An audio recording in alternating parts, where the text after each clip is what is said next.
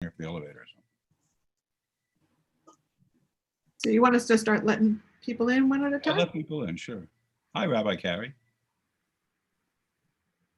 Hi, Rabbi Rim. Hi, Rabbi Carrie. Wonderful this morning. So Hi, Alana Ray. you. Hi, Andre. Hi. Hi, Stu. Hi. Hi, Dan. This is great. Here comes Bob Ruxton. I'm so excited for all these people to say hello to. Looking forward to this. You too. You seem to be there twice, Rim. Say it again. There, I see two of you in my Yes. Zoom. One of them is my phone, so I could look at chat very closely. But Got I'm not it. sure I actually need it. But then I can see the chat as opposed to the I see two of you. the participants. So I could look at chat very closely. Got it. Actually.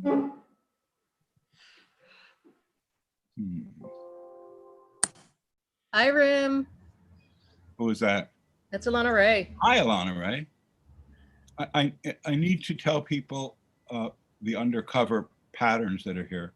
Alana Ray is my stepdaughter, my second of my 5 kids. Hi, Alana Ray. And Rabbi Suzanne Offit is my niece, the 4th of 5 children that my sister had. So I want to welcome you to my family Zoom in some way. It's so nice of you to give us an excuse to get together. You have such an awesome family, Rim. Say it again. You have such an awesome family. I do have an awesome family. It's been very hard for us because so many of us are rabbis, and we've sent out all these emails about how you can see David's sermon, you can see Lev's sermon, and I mean, there are more sermons that we have to sort of say we listen to than it's possible. But that's the way it is. And here comes Mia Taven, my daughter-in-law, sister-in-law of Alana Ray, member of the Temple Shir Tikvah board.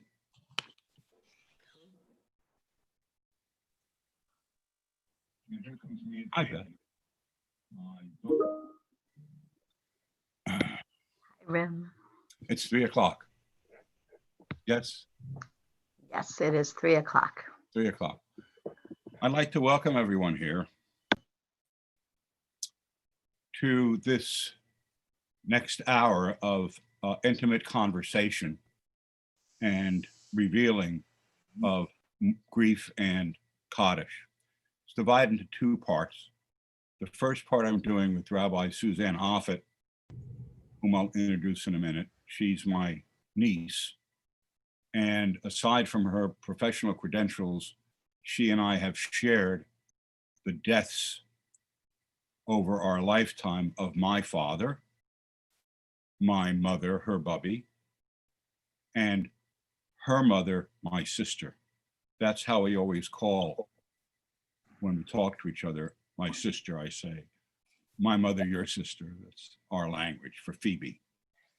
And these deaths happened decades apart. So we're going to explore what's that's meant to us in the next half hour. And I think that I'm not going to be able to talk to Suzanne. Suzanne and I love speaking to you, Suzanne, and I don't think I'm going to be able to talk exactly to you and also look at the chat. So if you have some idea that you want us to discuss, put it in the chat and maybe we'll get back to you on an email or something.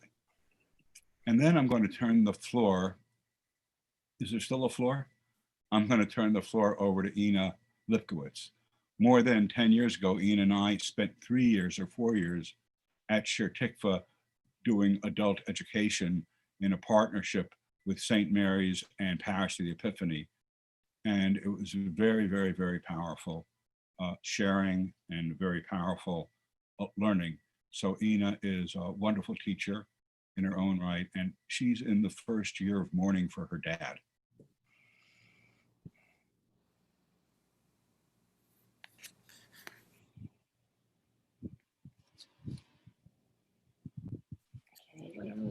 Rim, I think you just got muted.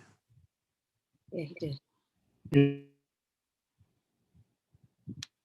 Ina's the one who we'll talk about the text of kaddish. What are those words and what language are they written in? And she's in the first year of mourning for her father, so she'll have her own feelings to share however she wants. So where are you, Suzanne? Can you put Suzanne and I up together? I can, if I talk, then you should be able to see me. Oh, there's Suzanne. Hi. Can you see me? How are you doing? I'm doing fine, thank you. Good. Well, why don't we start with a story? Tell us who you are. Well, you know, I can't look at you, Suzanne, without thinking of this little 3-year-old girl, my little niece that I held. And now you've grown into this incredibly powerful healer and rabbi and helper in the Jewish community for people in transition. So could you tell us one or two things about yourself? And you'll also be coming back at 5 o'clock to lead us through a healing service Right. for COVID. So my rabbinate thus far has been focused on palliative care medicine. I worked on a palliative care team. And what that does is I worked with patients and families who were trying to navigate being very sick. So sometimes it was end of life, but not always. But navigating the worlds of medicine and spirituality and ethics all at one time, trying to make their healthcare concordant with their wishes. So I spent a lot of time with individuals or small groups. Before that, I did some pulpit work. I appreciate smaller, more intimate settings. So Zoom somehow gives me the sense of being an intimate setting without actually being there. I also do a lot of work with end of life, grief. So end of life and then dying, death, grief, mourning, and all those things. Pay very close attention to all the parts of those. So my uncle invited me and wanted me to start with 2 stories that I want to share with you about kaddish. The first one I'm going to tell you, this happened to me about, 10, 15 years ago. A man in my congregation named Irving, he was probably about 90 at the time. And I had known him for maybe a year, a little more than a year. And he came to me worried, and he wanted to share this story with me, that when he was a very young man, boy, 18 to 20 or something, on the beaches of France, as a soldier in World War II, he got a telegram from home, and the telegram only said that his father had died. And he was in Europe alone in a war, sad, scared, overwhelmed, looked around and realized, I think he knew at the time, that he was the only Jewish person in his battalion. And as he tells the story, he took a breath, he planted his feet, and he said kaddish for his father, all alone, without a minion.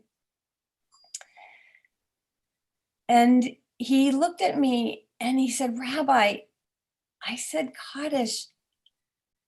Did I do something wrong? I was alone. I didn't have a minion. I didn't know what to do. And I've been thinking about this my whole life.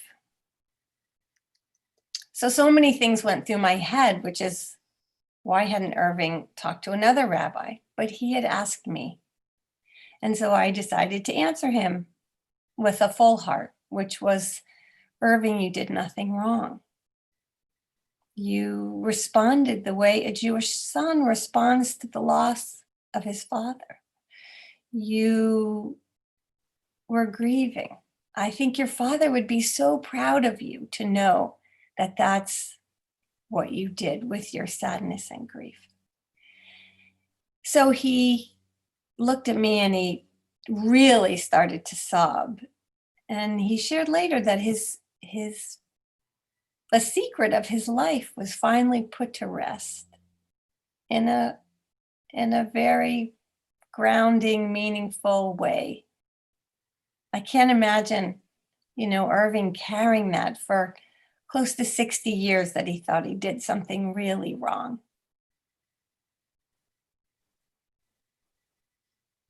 So that's the first story. Do you want me to go right into the second story? Sure. Okay. So when I was a rabbinical student, Stanetsky's chapel decided they wanted to have a rabbinic intern. And I had 3 small children when I was a rabbinical student, and this was a 9-to-5 job that I could have. So I took that, and I ended up loving it. Really, I think those were the first times I really appreciated being with people in such vulnerable and real spaces. Those are real conversations. People are in shock. They're looking to plant their feet. So a woman came in, her husband wanted to be, he wanted to be cremated. So she came in one day to pick up the urn of the cremains, the cremated remains. And he also requested, because they were sailors, that his ashes should be put into the Atlantic Ocean at some point, because they had spent so much time together. And she looked at me and she started crying because he had been dead for a few weeks and now he was cremated. And she started to cry and she said, and I haven't even said kaddish yet. I mean, here was a woman who, they were very disconnected from their Judaism. And her husband had made these plans without thinking about her mourning process. And there she was. So I said that I would say kaddish with her. She didn't know the words, so I gave her a little book and transliteration, and we were able to say kaddish together. But both of these stories exemplify this need to attach to the incantation, right, of kaddish, of saying kaddish as where we go with our Jewish grief and mourning, and how it connects us to Jews past, Jews present, and Jews in the future. And I'll leave it at that. So what I wanted to, there are a lot of themes here, and one of which is when someone dies, we're thrown into a new world, and we need to attach ourselves to something. And kaddish, Jewish tradition, is one way, and it's especially something about kaddish and other people. So my dad died and we were sitting Shiva, and Suzanne and her 4 brothers and sisters came and stayed in my parents' house. My dad was dead, he wasn't there anymore, and my sister and brother-in-law were there. And I got moved to my uncle's up the street. I don't quite remember how that happened, but I remember sleeping at my uncle's house. And I remember Shiva just felt to me to be, my sister turned to me, your mother turned to me one day during Shiva and said, oh, brother, you're 20 now, because my father died right before my 20th birthday. I'm leaving my teenage years, becoming 20. And I just looked at my sister, and I mean, I didn't know what to say. Anyway, I knew that I had to leave. I couldn't stay in the house much longer. So I asked the rabbi who buried my father if it was okay if I left before the end of Shiva and went back to Franklin and Marshall College, which wasn't so far away. He said yes. Then I went to services to go back to F&M, which is at the time an all-male school, and is filled with my friends, and we're all doing college things. And every day I go to this Orthodox synagogue for minyan because I need to do something. And the first time I go there, I find that the mourners are supposed to walk down to the front of the service, front of the synagogue, and say the mourners kaddish. And it's not said together. The mourners are the only ones who are saying it, and other people do the responses. And all of a sudden, it turns out to be a kaddish there called the Kaddish of the Rabbis, which has an extra long paragraph in it. And I just barely read Hebrew, right? And I suddenly come to that, and it's like a dead stop. I'm trying to honor my father. I'm in front of these people, and nothing, I can't do it. I can't get it out of my mouth. So I have to go home, back to my dorm room, and practice saying kaddish for my father, so that I have the tools to do something, and I don't even know what it is, But what it turned out it was, for me as a 20-year-old boy, was a way to put time aside, for 30 days, for a year, on the anniversary of his death every year, no matter where I was, to say kaddish 3 times, to try to find a minyan. And sometimes I would be, at a certain point, I was in rabbinical school, so I'd be teaching in the afternoon a bunch of 7th graders, and I would turn my saying kaddish into a lesson for them because I needed them to be in my minyan. And one of the places I also worked was near Muncie, so New York. So once in a while I would go into some butcher shop in the middle of the afternoon where there was a Muncie minyan. We would all turn around and face the freezer, right, and shuckle back and forth. And so it was really for me a kind of lifeline to claw my way out of grief, because I also saw people there who were ahead of me, like, oh, you're ending your kaddish today, or, oh, this is your 15th yahrzeit and this is only my 5th. And I would look at their faces and I would say, oh, maybe I'll look like that someday. Right? Maybe that'll happen. So for me, kaddish is about a way of tracking sort of how am I doing. You can break it any time, Suzanne, if you want. Then my mom died. And it was a different story. My mom was at Suzanne's mother's house.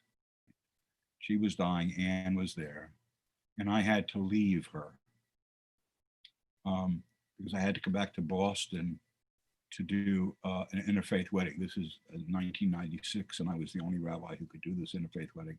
So I came back to Boston right before Shavuot, and then I got called that my mom died, and I went through the mourning rituals for my mom, but they were much less intense. And I guess one of the learnings here is kaddish and mourning is a very diverse experience, right? I couldn't mourn for my mother the same way I mourned for my father. And I still... I mean, we mourn, all our mournings are different, but it also has to do with the relationship you have with the person, right? Mourning when you're 20 for a central figure in your life versus mourning for your mom, who also is a central figure in your life, but you weren't as dependent on that relationship as you were in with your father.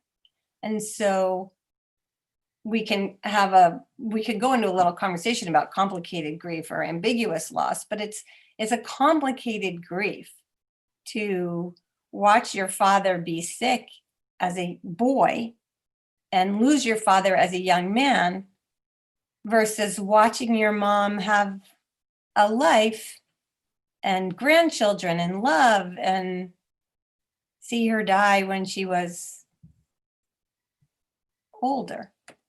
It's a different experience. Yes. My mom spent a lot of time with your mom, Suzanne. She lived a lot in Easton with Suzanne. And I went with my mom for chemotherapy once, and she's sitting with me. I'm holding her hand. And this is when she was getting treated for her lung cancer near her death. She said to me, I don't know why she said it to me, but this is your bubby, Suzanne. Maybe you can tell me why. She said, your sister's going to miss me more than you will. She meant, I know what she meant. What did she mean? My mom was way more dependent. My mom never let go of your father. My grandfather, your father died in 1967, right? Yeah, She never let go of that. She never let go. So my mom, your sister, had a history of complicated grief and not what I would encourage someone to have healthy grieving practices. She never let go. That. And so I asked her, I said, why do you say that, Mom? She says, because your sister, I'm in your sister's life all the time, and you're pretty much doing okay without me, right? So I guess maybe she also gave me permission not to go so overboard in my grieving for her. And then when my sister died, your mother, that's still sort of well, these people, one of the things you taught me, Suzanne, is death doesn't end relationships, right? So my relationship with your mother my sister's not over. Not over. So one of the things we think about is that death doesn't necessarily end a relationship. Sometimes it keeps going until the relationship is resolved. There might need to be some kind of resolution. So we keep growing and learning and changing in that relationship. Maybe you are able to appreciate new things about the relationship with new eyes, or maybe someone's died, but you learn new information, which could be good or it could be really horrible. So I think those relationships can continue on because those of us who are living, if we really think about them wholeheartedly, we really can accept the full person. I once accompanied a woman who lost her father, and she wouldn't go to the burial. And he had abused her. It's very complicated. And, the whole complication of how do you mourn someone who hurt you? And we talked for a long time. And what ended up happening is she needed to cut Kriya. She wouldn't go to the funeral. It was too painful for her. She needed to cut Kriya, and she needed to say kaddish for her own dream. As long as her father was alive, she had the dream that perhaps he could be the father that she needed. And once he died, her dream of having a father who would love her the way she needed, that dream had died. And when she cut Kriya and said kaddish, she articulated as kaddish for the death of her dream, the death of her desire, the death of her need. Cut Kriya, that's when you tear the ribbon or you rent your garment, to show the Jewish traditional showing of grief. Nowadays, they give you a black ribbon. So she wore her black ribbon torn to show that she was grieving the loss of a dream. And almost, she thought, also grieving a right. We have a cultural construct that your parents are supposed to love you in a certain way and guide you and support you. And in her 40s, she finally had to give that up. She kept waiting for that to happen. So I thought, she worked through it and she was able to come to a place of resolution in this relationship after the death of her father. It was almost a resolution of relationship with herself, so she could go on through this very complicated sense and find some peace in that mourning process. Could you say what this find some peace is, or what it means for go on with the relationship? Or as somebody said, what is letting go? What you use some phrases, a complicated grief, ambiguous loss. What does healthy grief look like? What would be like, look, we're going to die. We're all going to die. I got that. And everybody on the screen here, I've known you and I love you. And someday I will take my leave of you and you'll all be okay and fine. What does healthy grief look like? What is it? And you'll be sad, I know. What's Well, healthy grief doesn't mean you're not sad, doesn't mean you're not crying. Healthy grief, in broad strokes, we only have a few minutes left. It enables us to live our life with a sense of I can move on and live my life. I'm sad every day about losing my mom.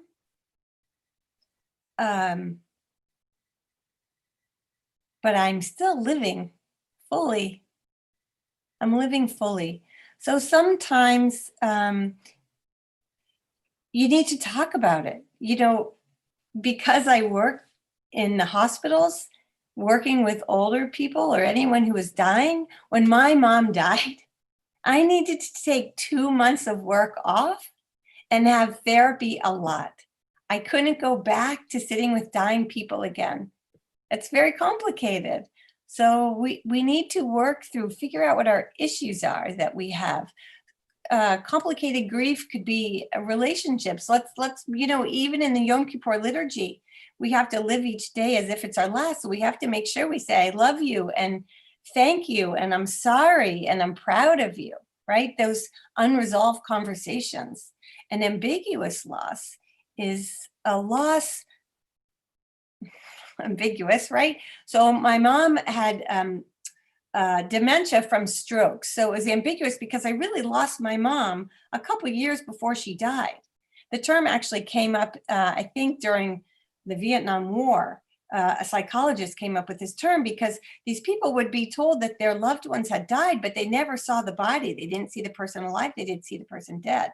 So there's so many ways that a loss is ambiguous, whether the person's here and not here. So a healthy grief is one that lets you go through all those stages and lets you put it down when you need to put it down. And that takes weeks, months, it could take a year, but hopefully at your first yahrzeit, you can feel like I've lived through a year and I'm going to be able to live through another year.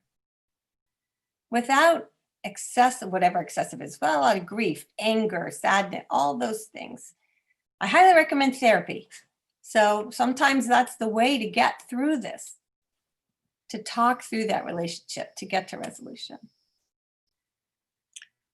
So my dad died in 66 and in November, and I graduated college in 1968 in June. And then Uncle Max and my mother drove me to the Jewish Theological Seminary in July of 1968, 1.5 years after my father died, maybe 2 years.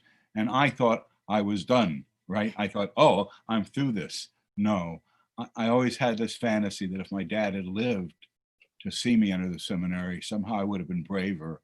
And to this day, I don't know what that would have meant. I don't want that to have meant, but he never saw me as I am. And the way I'm okay with that finally is if I want to know who my father is, I look in the mirror.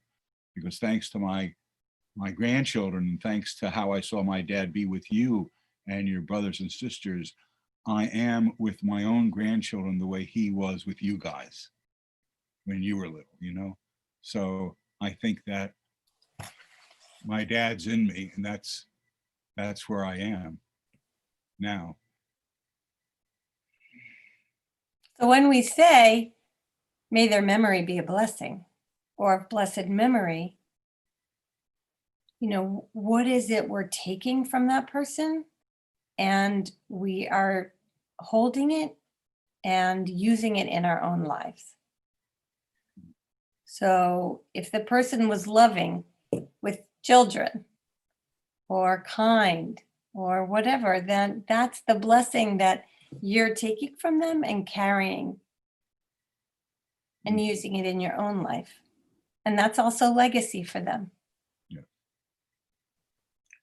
Well, I want to tell everybody a story that I told Suzanne, and she commented on it. We've been talking for many hours, Suzanne and I. Years. Well, yes, but I meant just about this issue in the last 3 months or 2 weeks. In 1980, I was married and I was a rabbi in New City, New York, and I was listening. It was at night, and I was listening to a jazz record. My dad was a musician. I was listening to Count Basie, and I suddenly had a vision of him sitting on the couch in front of me, and I knew he wasn't there because I could see the couch. And I wanted to talk to my father, and I said to him that Howard, Suzanne's brother, had just gotten cancer. I thought he would want to know about his grandson. Because my father loved these 5 kids, Suzanne and Howard and Holly and Peter and Julie. He just loved them so much. So I'd want to know that Howard had cancer. And he looked at me and he said to me either a question or a statement. I don't know, he said, "I'm here only for a short time. Is that what you really want to say to me?" And I realized that what I really wanted to say to him was not tell him anything about Howard, because that was about Howard. I really wanted to hug him. And I was unable to get up in the living room where I was by myself and hug my father. Couldn't do it. Hug the empty space. That just felt too like, I don't know, embarrassed by it, even though there wasn't anybody to see, you know. And many years later, I finally had the courage to tell my mother that story. And I had no idea what she would think, but she cried and she was grateful for it. But again, I don't know what she said. So one of the lessons I think of Yom Kippur and kaddish and all this that we have is we're only here for a short time. What do we really want to say to each other? What do we want to say to each other? I'm going to take a deep breath. Maybe we all can, and turn this over to Ina Lipkowitz, who has been, as I said before, my partner in so much wonderful adult ed at Temple Shir Tikvah, and her dad has died about 6 months ago. So I'm going to be quiet and turn things over to Ina, and we'll continue till about 4 o'clock. And then I believe you're all welcome to stay on the Zoom and hang out one way or another. Suzanne is going to be back at 5 after Yiskar's at 4:30. And then Suzanne is going to be back at 5 to lead us through a healing space about this time that we're in of COVID. Shall I start? Is that me? Is that my cue? That's your cue, Ina. Shana Tova to everyone. And it's tough to follow Rim, whose comments are so moving. Rabbi Offit, Suzanne, I'm not sure what to call you. Your comments, as you'll see, are enormously comforting were enormously comforting to me for reasons I don't yet know. So as Rim said, my father died a bit more than 6 months ago. He died on January 11th of this year of a cruel neurological disease I had never heard of before he was diagnosed with it. Can you all hear me okay? Am I speaking loud enough? It's okay. Shortly after he died, as you know, the world went crazy.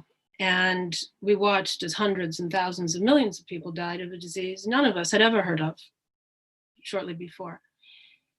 I did not know how to process my father's death, and none of us knows how to process this craziness that the world has been and is still going through. So I surprised myself, I have to say, because I've never been a particularly observant or service-going daughter. And yet I found that saying kaddish was hugely important to me. Suzanne, you commented on the soldier who said it alone, and he wondered whether it was valid or right or authentic. Well, I did not have World War II as my backdrop there. I was there in my own living room, and I had a memorial candle burning. I'm a very early riser. It was January.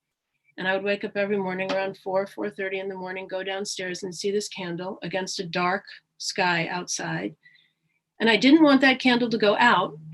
And I would say the kaddish on my own, as I did in the middle of the day and the evening. So on my own, without the community, which might be completely unkosher, unorthodox, and wrong, but was very meaningful to me. So as I would say these words without the community or the communal response, which is such a part of the kaddish, you know, may his great name be blessed always and forever is the community's response. I didn't know why I was so drawn to say this kaddish in an unorthodox way. I'm a student of poetry, and the words were magically beautiful to me. They have a rhythm, they have sound, they have resonance, they have, you know, all sorts of wonderful sound patterns in there. But I knew they had to have a specific meaning as well. In Aramaic, not Hebrew, which I found interesting. And when I looked into why they were written in Aramaic, one explanation I particularly loved, it was so that the angels who only speak Hebrew would not be jealous of the beauty of the kaddish, which I thought was lovely. Anyway, there I was reciting these words, and I wasn't quite sure what I was saying, and I wanted to know. So I set about to study the meaning of the kaddish. And I have to say that when you translate these into English, for me anyway, they were tough. The opening words are some of the most well-known in the Jewish liturgy. Yitkadal v'yitkadash shemei rabbah. And now, Don, if you'd like, Don and I talked, maybe you'd like to put up the text of the kaddish. This might be a really good time, because I think a lot of us when we see this, either we see the Hebrew or the transliteration. I don't know how many read the English translation. I don't know, but I did. So Yitkadal v'Yitkadash Shemei Rabbah, we've all heard this. Magnified and sanctified be his name. Well, those words were tough for me at such a time, to magnify and sanctify the name.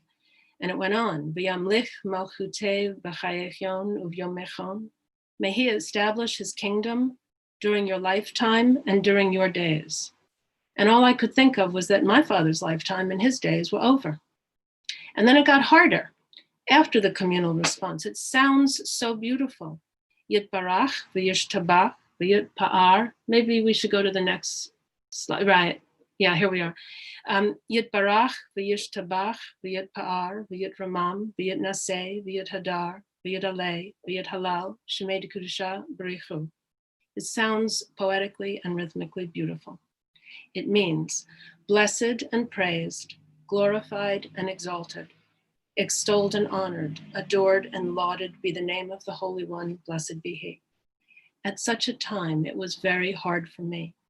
I could understand the resignation and ashes to ashes, dust to dust, but it was very hard to bless and praise and glorify and raise and exalt at such a time. Not only that, but when you look even more closely, you realize that it isn't really praise like kadosh, kadosh, kadosh. It's more a call to praise. May his name be blessed. And I sort of thought the kaddish almost knew we're not inclined to praise at that moment and need a reminder because things are just so hard at such a time. So my questions was, did I mean the words I was so drawn to saying? How was I supposed to praise the name? Or how was I supposed to justify the judgment? That's the other prayer that would be said. When the judgment had taken my father from me in such a cruel way. So this was really hard for me, and I'm sure that some of you can understand the feelings and may have felt similarly. And there was another question then that I had. The burial kaddish, which is different from the mourner's kaddish, had lines that I was not familiar with. And they translated, and I don't think we have this on the share screen here, in the world which will be renewed, and where he will give life to the dead and raise them to eternal life. So this life to the dead. I hadn't really known much about the Jewish idea of an afterlife, and I was wrestling with this one too. And that traditional phrase you say to the mourner that Suzanne, you referred to, may his memory be a blessing. What I hadn't known is that's the shortened version. The full version was, may his memory be a blessing for life in the world to come. And I thought that was really interesting. May his memory be a blessing, I always thought was for me. But the full expression, may his memory be a blessing for him in the world to come, was something I hadn't considered. So I had too many questions. I had a lot of questions, and me being me, I turned to the books to sort of look for answers. And a friend told me about this 600-page book, Leon Wieseltier's Kaddish. I don't know if any of you know this book, this big 600-page investigation of the history of the Kaddish. I was bred for bookishness, he wrote, and that resonated with me. And another line he had right at the start, I do not intend to be inconsolable, but I do not intend to be deceived. And he wanted to understand the Kaddish. So for the month after my father's death, every morning I read in this book. And this was my sort of 30 days of intense morning. I read through this book and started to understand more about the Kaddish, to see why I was so drawn to it. And I thought I would share just a few things with you about what I learned about the Kaddish, and then ask questions, or tell you some of the questions I had, and perhaps you'll have questions or answers or responses or experiences of your own. So what I learned about the Kaddish is the mourner's Kaddish, because there are many types of Kaddish, but the mourner's Kaddish is actually later than you'd think. It came about in the time of the Crusades, which I had no idea of. In other words, at a time when the murder of Jews must have defied comprehension. There was so much atrocity that there needed to be some sort of a new way to mark this, and services started to incorporate the mourner's Kaddish. One of the earliest references to it was found in a work, and it was a legend about the Rabbi Akiva, so the first century rabbi. And I thought I would read you this story about Akiva because it brings out a lot of the points of the Kaddish. I won't read the whole story because it goes on for about a page and a half, but I will summarize some of it. So Rabbi Akiva was strolling through a cemetery, which I found interesting, but he was strolling through a cemetery when he saw a naked man carrying much wood and hurrying like a horse. Stop, the rabbi ordered him, and the man stopped. What is with you? Demanded Rabbi Akiva.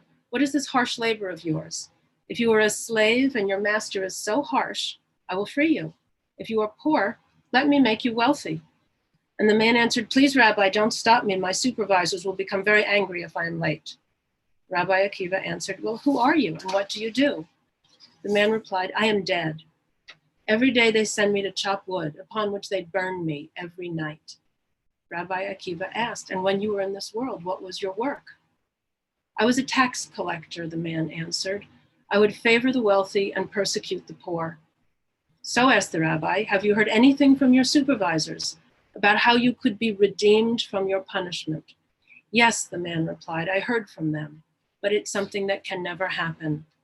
They said that if I had a son, and if the son would stand among the congregation and say the kaddish, I would be acquitted. But I did not leave a son behind. My wife was pregnant when I died, and I do not know whether she gave birth to a boy. And if she did, who would teach him to say the kaddish? On the spot, Rabbi Akiva decided he would teach the boy the kaddish. So he went and he found this boy. He went to the village. He asked about the wife. The villagers hated her as much as they had hated her husband. And they said, the child, he knows nothing. So Rabbi Akiva found this boy, had him circumcised, sat the boy down and started to teach him, but the children would not learn. But Rabbi Akiva was patient, finally taught him. He taught him how to read the Torah, and he taught him to say the kaddish. He took him before the congregation, and when the boy stood up and said the kaddish, the father was freed instantly, and he came to Rabbi Akiva in a dream. Let your heart rest assured that you have saved me from the judgment of Gehenna. And that's the legend, the first that we hear of the mourner's kaddish. So the point of it, I read, seemed to be that the dead are in need of spiritual rescue, that the agent of spiritual rescue is the son, and today the daughter, and the instrument of spiritual rescue is the kaddish. Well, this was all giving me still more questions. This was all about the afterlife. This was the Akiva legend is about the afterlife and how to acquit the soul of the departed. Over time, and I'm going to sort of segue to the next part here, over time, as the centuries went by, the debates arose over how to recite this kaddish, over when to chant it, on the Sabbath, on the festivals, for how long to chant it, for a full year, for 11 months, who should chant the kaddish, the entire congregation or one person. In other words, as it became part of everyday life, it focused more on us than on the afterlife. And so I think maybe many of you would agree with me that when you recite the kaddish, it's more about us here than about acquitting the soul of the departed. So this takes me now to sort of my thoughts, final thoughts, and then I wanted to open it up to conversation. Spending the first month and the greater part of this year thinking about all of this, about my father dying in this horrible way, about all the people dying in this unprecedented pandemic, about reading about the kaddish, about being drawn to say the kaddish. What I emerge from is the idea that there is a big difference between grieving and mourning. This is what, Suzanne, I think you were getting at. The former, grieving, is an emotion. The latter is a ritual. And it can be very comforting when our thoughts are too much for us, when words are inadequate, when we seem to be improvising. It's a comfort to fall back on traditional, beautiful, magical words. It's natural to grieve, but it's not natural to recite the kaddish 3 times a day. It's not natural, and the mourner's ritual of going to shul 3 times a day to say the kaddish, I wondered, is that a constraint on natural emotion? Or is it, in its great wisdom, a way of binding up our great emotion, allowing us to express it, and also, as Suzanne said, allowing us to limit it? And no, we say it for a year, and then we move on.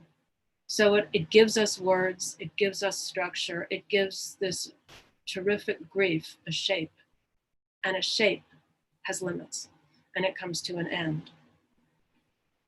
In the words of Maimonides, which I find very appropriate because my father worked at Maimonides Medical Center in New York. So in the words of Maimonides, a man must not mourn excessively for his dead. As it is written in Jeremiah, weep ye not for the dead, neither bemoan him. That is to say, weep ye not too much, for this is the way of the world. And a man who anguishes about the way of the world is a fool. And that was Maimonides. So I end with the same question I began. Why was I chanting the kaddish, for myself or for my father? I don't know. I ultimately don't know. I do know that saying the kaddish alone was probably unorthodox, but the rhythms, the sounds, the resonance, and the history brought me tremendous peace. And perhaps that is the biggest point of all. Those were my prepared comments. I put it out now because, I mean, I have no definite questions. I would love to hear your responses. Grieving and mourning, whether you've thought about the words in the kaddish, what they mean to you, how you feel when you say the words. I open it up to. I wanted to say a couple of things. First of all, it's incredibly powerful what you said, and Thank you. beautiful. And I think I want to underline or respond both. First of all, kaddish gives shape. I think that's a great insight. It gives shape to emotions, right? The mourning rituals give shape to our emotions of grief, and that shape has a beginnings and ends, and it's just so powerful. The second thing is, I had never noticed in the Rabbi Akiva story, I mean, I think I may have read it once, but the way you told it, it's the kaddish comes about in part because Rabbi Akiva shows this father, the deceased father's boy, kindness. The kaddish is also embedded in human to human kindness, right? Mm-hmm. And that to me, I never saw that before. And that to me is so powerful because magnified and sanctified be his name is one way of looking at the kaddish, but the human interaction in it that you're seeing, to me, was so powerful. And that I was doing this, I don't know how my father would have thought of my saying the kaddish. I don't know how he would have responded to it. So was I doing it for myself? Was I doing it because I thought it would be important to him? I don't have answers to any of these, but I know something about the transmission of generations is important, and that the children have been taught enough to say this in honor of their parents is a tradition going on. I think, Suzanne, you commented on that, the Jews in the past, the Jews who are, the Jews who will be. It's a transmission of a tradition, which perhaps was the most powerful in my case. And it surprised me how powerful that was.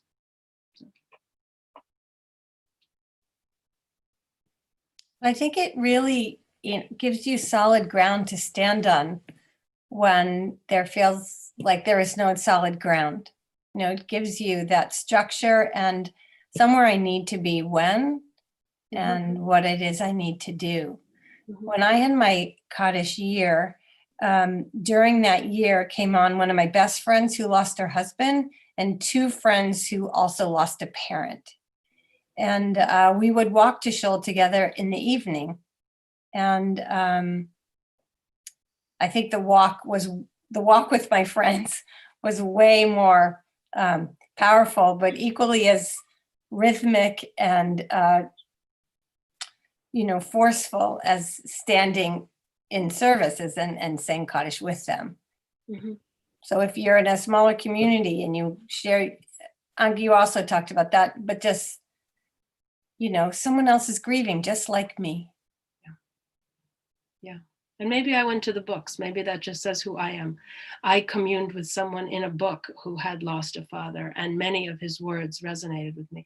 I should also say, and I see Beth's face at the bottom of my screen, that as much as I'm not an enormous community person, one of my first things was I did reach out to Beth, and it was Beth's masterminding that ultimately led me here. Because Beth, you were the one who put me in touch then with Rim, and not that I wouldn't have reached out to Rim on my own, but sort of put this together. And so there was something in me that reached out for community and came to services at Shir Tikvah. And it was enormously consoling and comforting to stand in a community with other people at that time. And then everything shut down and we were all alone in our rooms, right? Shortly after. I was going to say the question of why did I say kaddish, which you articulated, but did I say it for myself? Did I say it for my dad? Different way to ask that, to ask a similar question is, what's the effect of you having said kaddish for your dad? Well, one of the effects is we are all now hearing about your dad.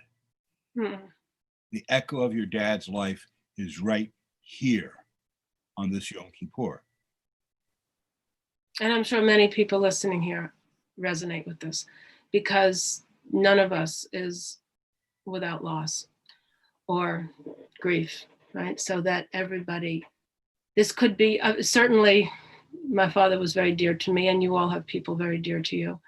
So I don't know if anybody else, in the midst of this craziness of the world, has felt similarly that the kaddish, you were drawn to it because, as Suzanne said, it shapes, it grounds, it gives words so that we don't just have to improvise and make up. Did anybody else feel that? So Jerry Blaine here. Hi, Ina. It's Hi, good Jerry. to see you. I missed the very beginning, so I apologize, but I think I heard enough of it. Yes, I've suffered losses. I lost my father 3 years ago. 2 weeks later, my aunt died. This past October, my mother died. I'm sorry. Yes, thank you. And it still is painful. They both lived to their 90s. I felt like I had them forever, but I have more questions that will never get answered. But thinking about the kaddish, I mean, I think about all the years that I said kaddish on Friday night and at other services, and it was just kind of the routine towards the end of the service, acknowledging losses that have occurred then. But when I realized that I should be saying it every day or 3 times a day, I couldn't. I thought it, and I don't think an hour goes by that I don't think about my father or my mother and what they meant to me and what they did for me and what their lives were like. But kaddish, it doesn't connect me to them in that way, saying the prayer. It did help when we had the funerals and the shiva, but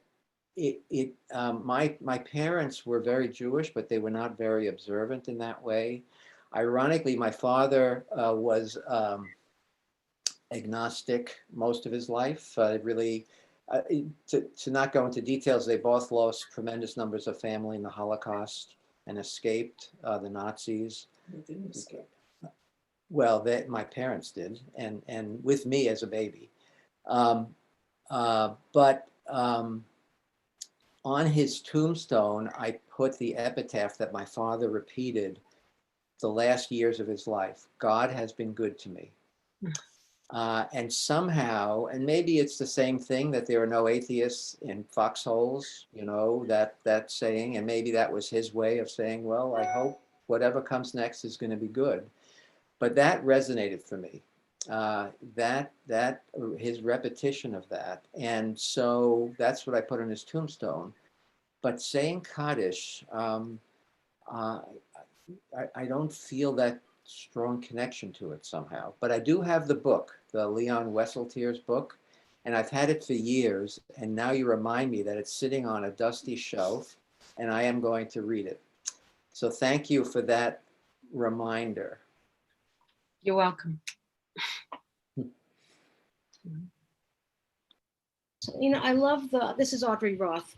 I Hi. love the question that you asked at the end of your prepared remarks was saying the kaddish for you or for him. And I said to my partner, yes, it was, for me, it seems like both. So when my mom died almost 9 years ago now, I said kaddish for her through Shloshim. And I also wrote her a haiku every day for the whole year, because she was, I don't know, she was an amazing woman, but she wrote a lot. She would call them her ditties, but they were more than that. And I was going to just write during Shloshim, and my very wise child said to me, who was 12 at the time, you should do it for a whole year. It would be important for you. And I did, and it was. And I felt like I honored her both ways. And I felt like the haiku were honoring her, and the kaddish was for me. Did you continue writing haiku after the year? No, I mean, It shapes, periodically. I think I do it on every yard site. so it shapes, it gives shape. Yeah, And it has an end, it has limits. right. Yeah. Yeah. Leah had her hand up. Yeah. I'm sorry, I have two screens. That's why I get confused. Whose hand was up? Mia. Thank you, Rim. And Ina, thank you so much. And my heart goes out to you for what you went through with your family, and especially to have it so abruptly truncated by the pandemic. I'd also like to thank everyone who's either spoken or commented here, because I've had in the past year and a half a very difficult, somewhat painful relationship with the kaddish. My dad died at the end of January of last year of a heart attack. And it was 2 days after I started my conversion class. I had decided the previous fall to officially convert to Judaism. And so when I think of the kaddish, I have a very multi-sensory memory of sitting in my living room here at my home in Waltham with my youngest son on my knee and my husband, my other son, and the kaddish beginning and me being struck with, oh my God, I didn't memorize this yet. I don't know this. And just being too overwhelmed to be able to say it at the time. And since then, really wrestling with how the words themselves don't really carry meaning for me, but the way I've been able to flip this today because of this discussion in this community is to get the memory out of my head and the perspective of all the people who were overflowing into my kitchen and my dining room and my hallway who'd never met my dad and who only knew me peripherally, who were saying kaddish for my dad. And as Rim said, elevating his memory. And the rhythm of it is very nice. So I would just like to thank everybody who's shared to make this possible. I'm sorry for your loss, your father. I'm sorry. Yeah.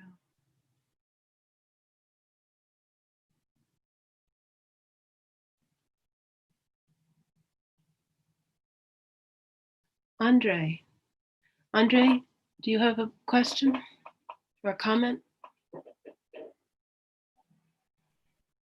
Is it weird to continually think about my grandfather every time I say the kaddish, even though it's been like 2 years now? Is that okay? I'm sorry. I think about it a lot. I couldn't quite hear Never mind. part of your comment. Could you please repeat it? I couldn't quite hear the beginning.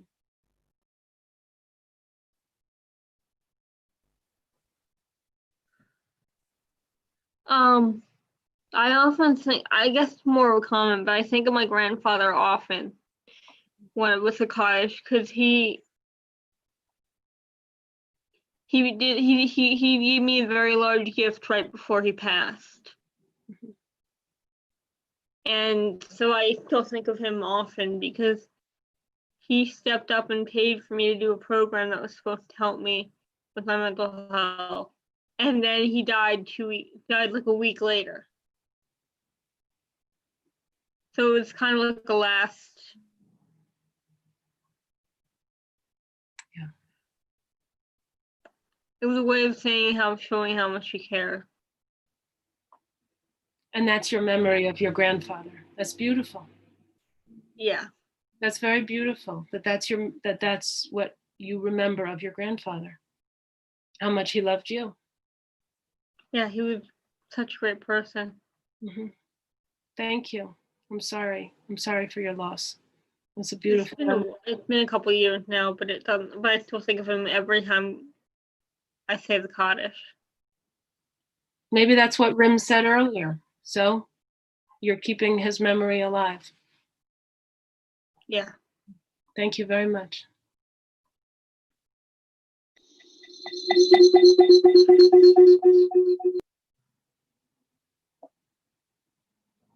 Rim, you have to unmute.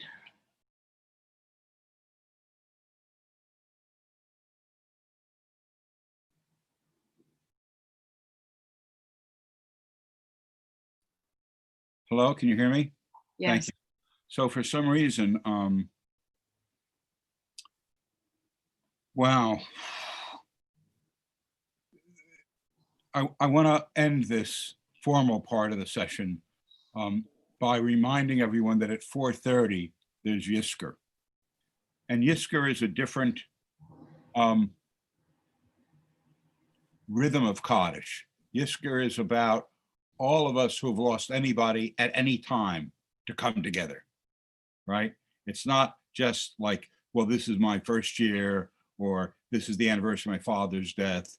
This is, for me, this Yiskar at 4:30 is about my sister and my father and my mother and the rabbi who died, who helped me be a rabbi, and everybody that I loved.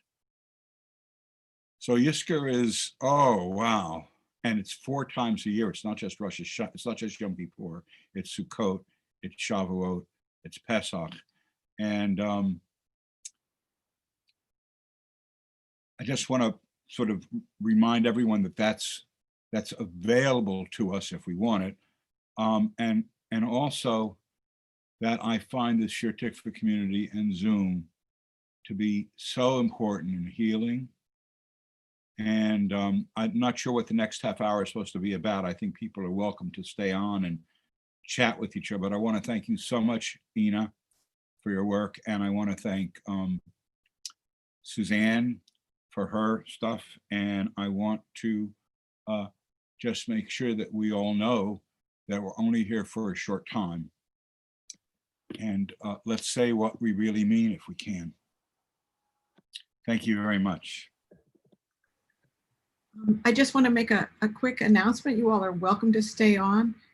Just so you know. This is going to mark the end of the formal program, but this afternoon is scheduled as one long space in community as we're in this day and this afternoon, this timelessness of a Yom Kippur afternoon. It is with so much gratitude to Rabbi Rim, to Rabbi Offit, to Ina, that we have spent this last hour, or I will speak for me.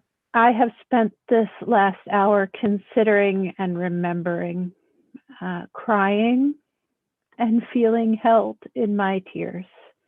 And as Rim asked us, what is important that you say?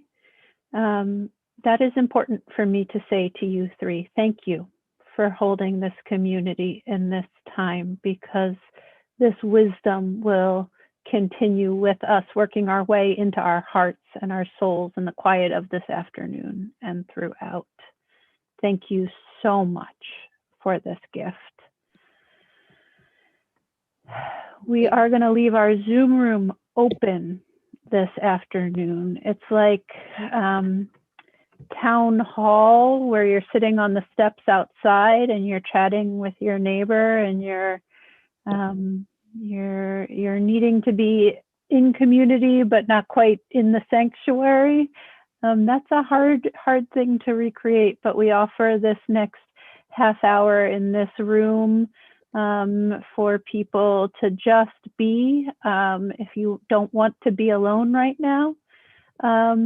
We also know that these screens, while such a gift and a lifeline, I saw somebody say, sometimes we need a break from them as well. So you can take a break and walk away, take the time you need, and at 4:30 we'll join together for our Yiskar prayers again. Just a note, if you do stay, the live stream will continue. So know that whatever conversation happens here will be visible publicly. It's fine. Just know that, so that you don't think you're having a more private conversation than you are. And can I say, I am completely horrible at curating the chat function. So I'm just now seeing if people wrote in the chat. Thank you, everybody. I'm terrible. I can't like talk and read at the same time. I'm completely a monotask person, but thank you, everybody. And I am honored to be here. Thank you, Ina. Your words were very powerful to me. Thank you for sharing that. I appreciate it. And nobody can talk, and at the same time look at the chat. So it's absolutely normal. You are not anything special here. Okay, good. I'm glad to hear that. Yeah, not on that particular thing. Otherwise, you are very special. Oh, thank you very much. Hi. Oh, look who's here. This is my son from California. Hello. Hi, Karen. It's good to see all of you. I recognize a lot of your names. It's been like, 10 years since I lived in Massachusetts, but I know some of you from when I was a kid. So yeah, I just wanted to say a couple things. First of all, thank you all for inviting my mom to come talk so that I could see her face today. It's really wonderful to be able to see her on the holiday. And the second thing, if I could say a word about the kaddish, I thought was really interesting was that I have this memory of, going to town hall for the high holidays with my mom. And as a kid, I remember noting when Rabbi Rim would say the kaddish, and he would sort of sweep his arm across the audience and ask everyone to say the name of someone that they've lost. And as a kid, I hadn't lost anyone yet. And I remember hearing all these names and sort of, wondering who these people were and wondering what it meant to the people saying the names and that sort of thing. And now as an adult, my mom's father that she talked about, my grandfather who passed away, I now have a really different experience of being there and being one of the people who says a name. And it was interesting to me also, I guess, sort of to your question, Mom, because my grandfather lived in New York. He might have joined our temple once or twice when he was visiting, but it wasn't his temple. And the people there, it wasn't his Jewish community. And so I wasn't saying his name to let anybody else know or for that sort of reason. And so, yeah, I don't know. I thought that was an interesting point of why am I saying his name? What does it mean to me to be one of the people in this room saying a name? And also, yeah, those things. Because it was, I think it has been meaningful to me to be able to say the name of the person, not just sort of arbitrarily, but his name at that time in that space. So, thanks. Thank you, sweetie. It's good to see you.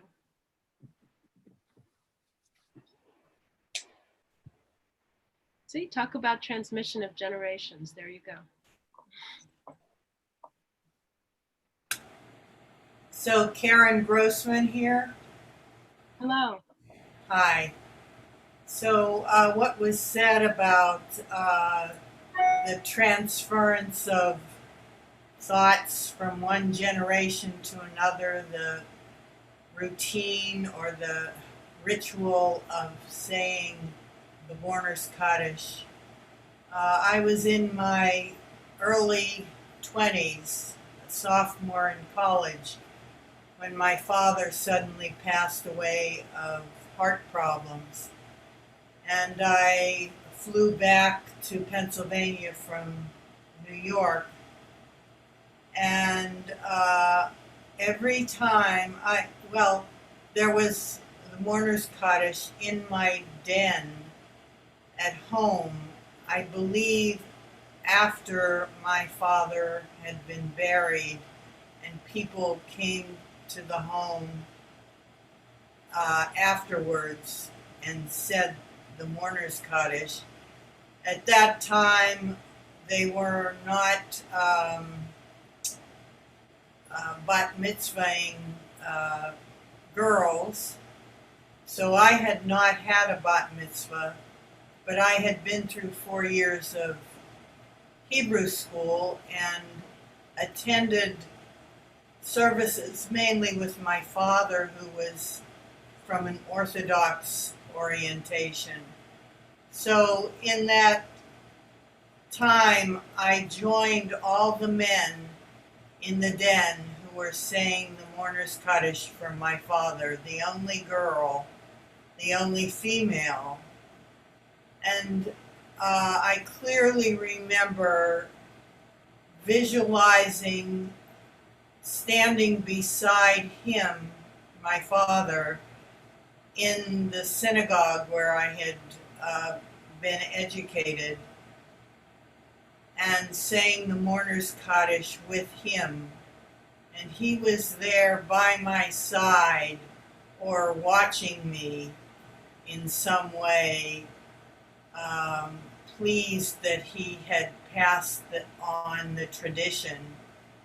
So that every time I hear and say the mourner's kaddish, I see myself standing in that den with the apricot carpet, surrounded by all the men. And it takes me back to the transmission of that tradition through the generations. And to me, what was said about that was exactly what the mourner's kaddish means to me whenever I say it. That's beautiful. That's beautiful. Thank you. Apricot carpet and all. Thank you. That's beautiful.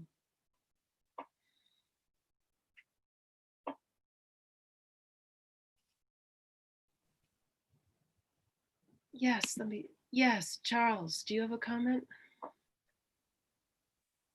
Yes, first of all, thank you very much. It was really quite moving, quite thoughtful, Thank you. what you said. Like Jerry, if I understood him correctly, the Kaddish has never resonated for me either. I grew up with the concept of it as a celebration of life, which at times was discordant for what was actually happening. And I was thinking as you read the English translations and glorifying the words about God, glorifying God, etc. And yet on one level, I tend to try and view these things metaphorically, not literally. Mm-hmm. And to me, those words are a way of explaining the glory of the person who lived. And God has done that for us while they lived. And now it's a way of us trying to remember that glory and blessing that they gave us. So you see the glory and extolled and exalted of the person's life. Yes. Now, I don't think it refers necessarily to God, but what God and whatever God means to each one of us, what God has given us through their lives. That's beautiful. That's beautiful. I agree. I think a lot of us understand the minute the Hebrew, the minute you understand the English equivalent of the Hebrew, because I do think there's this power in the Hebrew words, those rhythms and the repeated sounds. It is like an incantation. I think that's what Suzanne said earlier, or like a, it's beautiful poetry. But the words might not, at least I had to make my way through the words, and you found a metaphorical resonance that works for you. And I think probably many people find their way into those words as well, because it's so hard. It's such a difficult time to be called on to magnify and sanctify and praise and extol the very being who took this person from you in sometimes particularly hard ways. Right. Right. Yeah, one other thing I was going to talk about, but I can go on forever and I have to stop myself sometimes, is the other blessing that's often said at a funeral, which is the tzaddik hadin, which is the justification of the judgment. And you're called on to praise the judgment of the person of the deity who has taken your loved one from you. I think that's a very tall order. It's a very, very tall order. And a lot of people, I think, have a very hard time with it and make their way around it. So I really love what you're suggesting, that what we're sanctifying or magnifying is the life of the person. It's beautiful. Thank you. Yeah, actually, one more thing, similar to what Charles was saying, a few days ago, I was talking to my mom on the phone and she was talking about what she was going to say here. And you read the words magnify and extol and all these things. And there, I think what was screen shared had the word God. You were saying him, and I know, gender pronouns for God change. But when you were reading it to me on the phone the other day, you were saying magnify and extol him. And like you, I thought, I thought of my grandfather as him, not as God as him. And so I,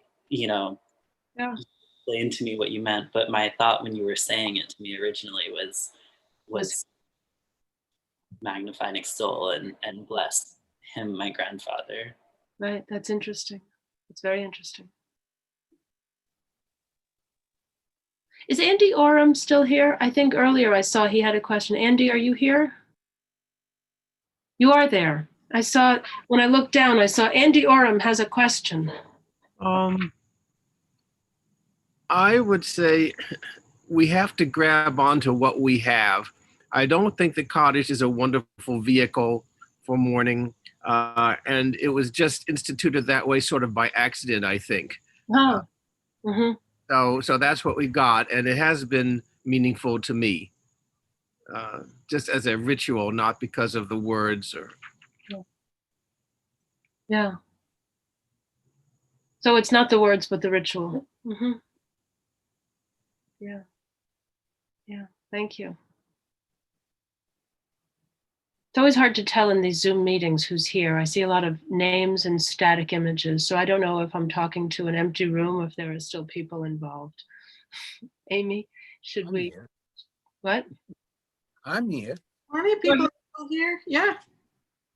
People are still here. Yeah, they are? Okay, I didn't know. Nanu's cat there. So at least his cat is listening. Okay, well, that's gratifying to me. Yeah. Well, would you like to hear a kaddish story? Some people have told kaddish stories. Sure. And how it can be comforting. Okay, back in 2008, my mother had cancer. She was 93, so we knew it was towards the end. I was working in the computer.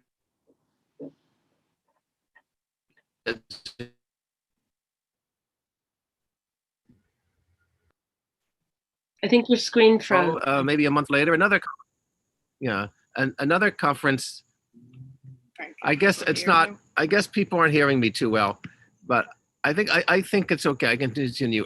So I went to a conference finally because I couldn't wait forever. And at this conference, I was actually supposed to accept an award. I'd been with a bunch of authors. We'd worked on a book, and I had to accept the award for them. And the day of the award was given, I got that phone call. And I decided to go and accept the award. I said a few words, and then they said, "Oh, you've got to come to the party." So I went to the party and I told them that my mother had died and I was not going to stay around. But I felt very weird with all these people talking about software and stuff. And I just felt so out of place. So that was a Wednesday. And on Friday, when the conference ended, luckily I had a Jewish friend in the Silicon Valley. So I called her and I said, "Help." And she took me to her synagogue and I said the kaddish there. And I felt totally at home there. I felt like I'd been coming home, even though I'd never been there or seen any other person there before. Yeah. Yeah, I know that feeling. Thanks, Auntie. I know the feeling that you're describing. Mm-hmm. Yeah. Thank you. Thank you. Yeah. Has anyone else ever thought about the meaning of the words? Yeah.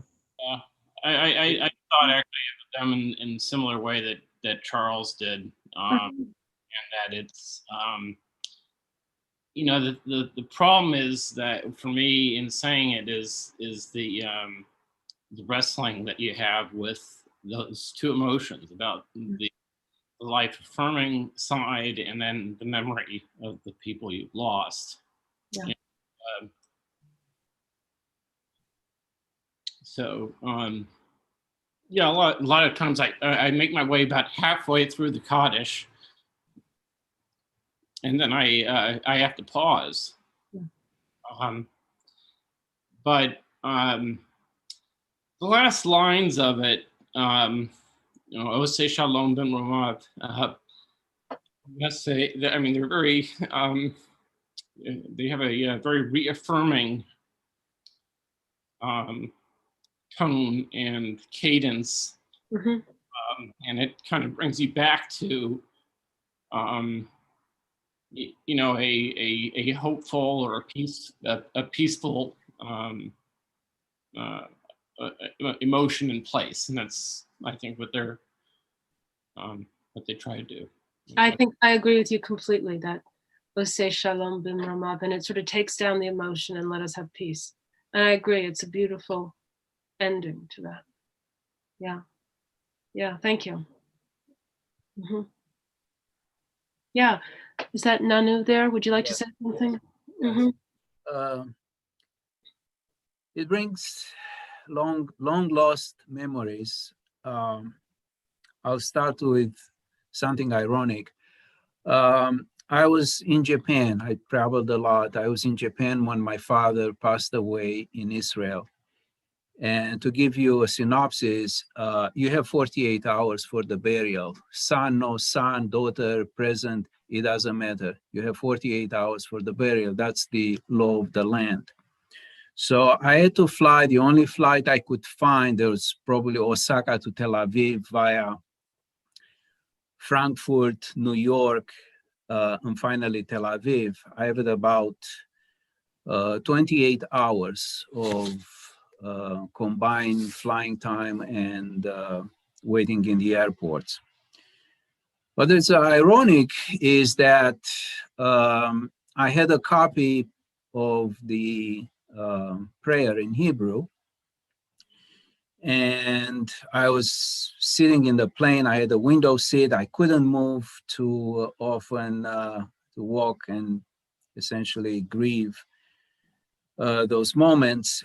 Someone next to me was puzzled by the letters. You say, what kind of katakana? Katakana is the Japanese. The Japanese alphabet, one of the Japanese alphabets.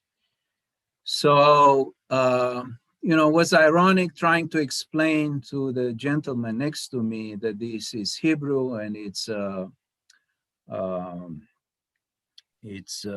prayer for a dead person and so on and so on. And we are flying over a waste of land, which is Siberia, was white and white and white for hours. And somehow that trying to translate it, I had to learn the kaddish by heart. Was the prayer that I was supposed to deliver at the burial site, and somehow going through the translation, what I thought the correct translation was, it's a memory that probably will never pass, being the ambience. You know, one side is this guy bothering me, explaining the Hebrew alphabet compared with the Japanese alphabet, and on the other side, on the right-hand side, seeing this vastness of inhabited white land, for expanse of land for hours and hours. So, to make the story short, I arrived. I got in time. Essentially the ceremony almost started. I couldn't deliver the eulogy. That's part of the burial rites in Israel. My mom did it for me, and at the site, the actual burial site, the rabbi that essentially it's part of the cemetery organization, looked at my notes and he said in English, "This is the wrong kaddish.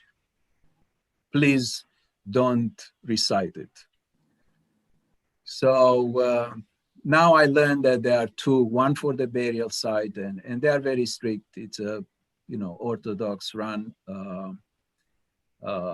rites. So I had to sit and wait until we got home with the rest of the family and read the kaddish. Well, I learned it by heart by then, aloud. So that's my story. Thank you. Thank you. I'm thinking about that. So the wrong kaddish. What did you think? Well, I was such in a shock and sleepless. I didn't sleep for essentially a day and a half, that anything they would say, I will take it for granted and just accept it. I mean, the shock, the combination of the shock, because it was an unexpected death, being so far when it happened, and taking so long, not in terms of time of, flying and waiting, but essentially being by yourself, and the only food were the memories, from the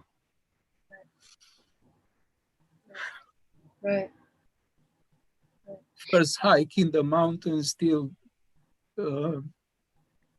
when he attended the birth of our daughter in the States 50 years later, some such. Yeah, lots of memories to feed on, luckily. It almost reminds me of the story that Rabbi Suzanne Offit said at the beginning. What do you do when the emotion is so powerful and you don't know if the ritual you're doing is the right word? You know how she talked about the soldier and was it okay that he said this kaddish alone, and was it valid? Was it right? Or you're saying the kaddish there and somebody tells you you should do the other one. The feeling is all there. The emotion is all there.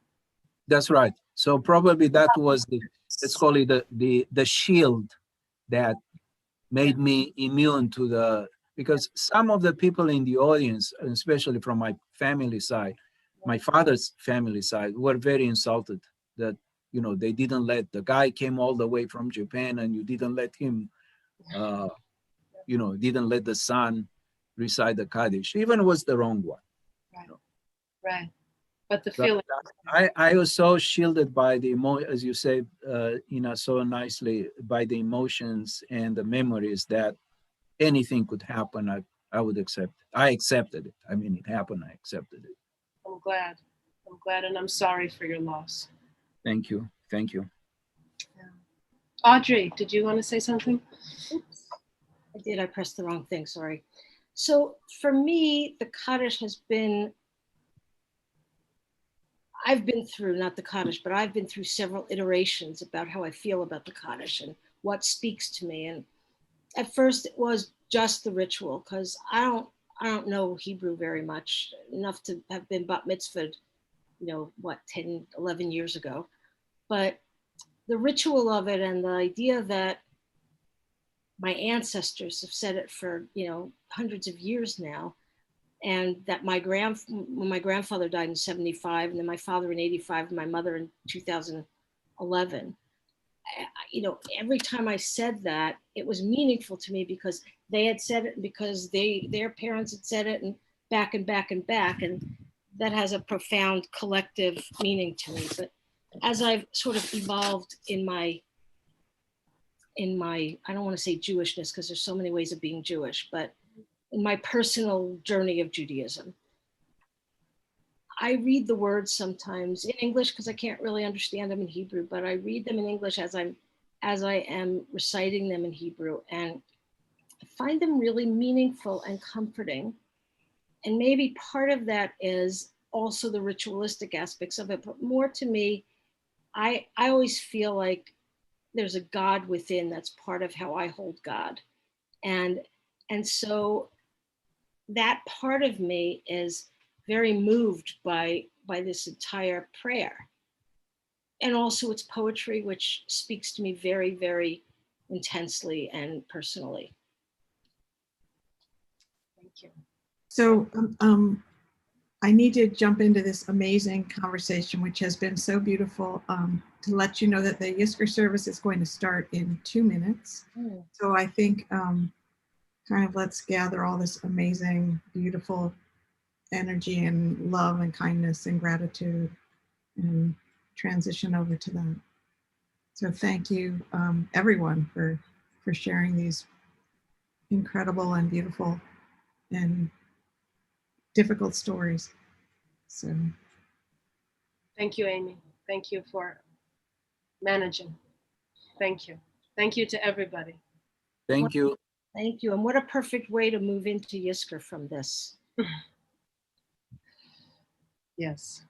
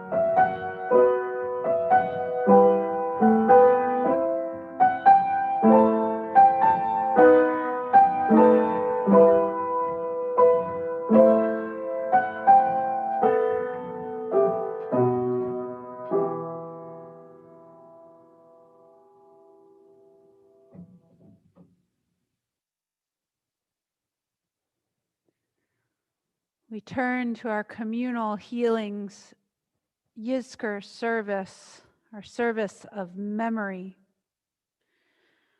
The conversation that has just unfolded in our community. One question that came up was, what do you do when the emotion is too much to contain? One of the places we seek an answer to that question is in this community of memory, holding each other through ritual, prayer, and song. We turn to our Yiskar service now. Now the heart opens in sorrow, for we are time's subjects, and all that we love we must lose. So let us hold fast to the love that remains and cherish the light of the sun. Today, all of us walk the mourner's path. Together, may we find strength.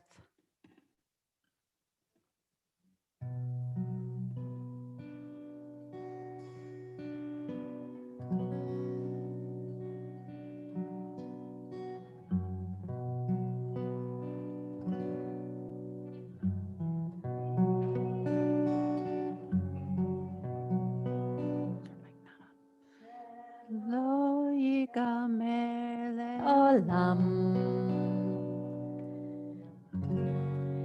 Eli,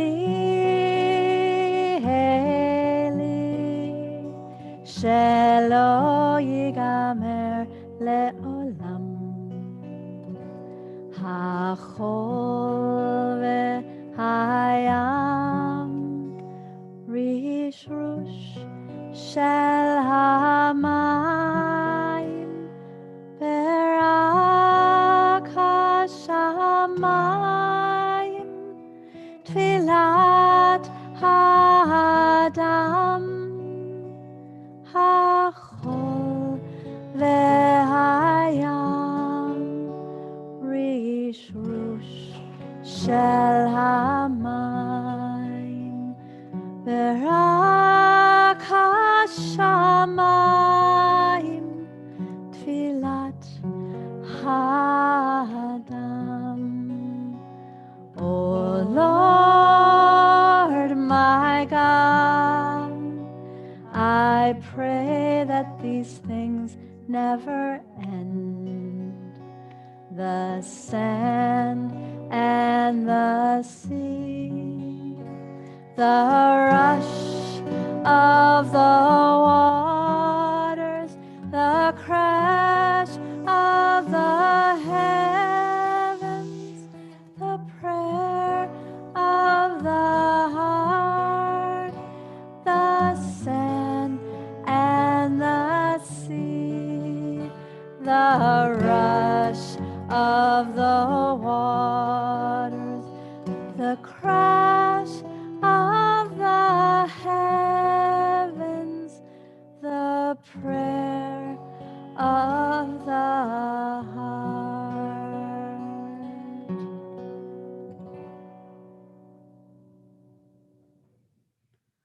We continue on page 548. At birth, a miracle.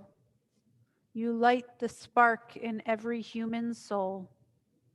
Emerging into light, we breathe it in, the neshama, your sacred gift of life. And every day, every breath comes to us as a miracle. The light within us, unique and precious, is with us always while we live. When breath has ceased and life has gone, the neshama, the soul, returns to you. And the spark that lived inside the ones we love, unique and precious, beautiful and good, is theirs no more. Their light is ours. Their radiance now burns in us, eternal flame of memory. If you have a Yiskar candle at home or any candle, we invite you to light it at this time. We light candles. We keep our love alive to bring their light into the world. A light unique and precious, ours to treasure while we live. A ner tamid that lights our days and gives us strength to journey through the nights. We continue on page 556, turning to the Psalms. The ancient poets who called out their truth.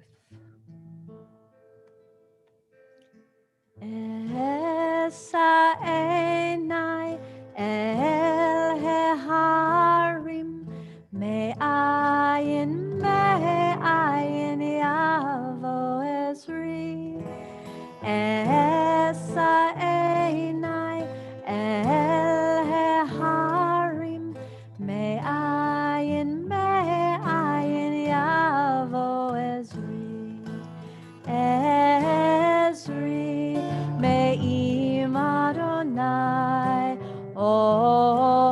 עושה שמיים וארץ עזרי מעם אדוני עושה שמיים וארץ אשא עיני אל ההרים מאין יבוא עזרי אשא עיני אל ההרים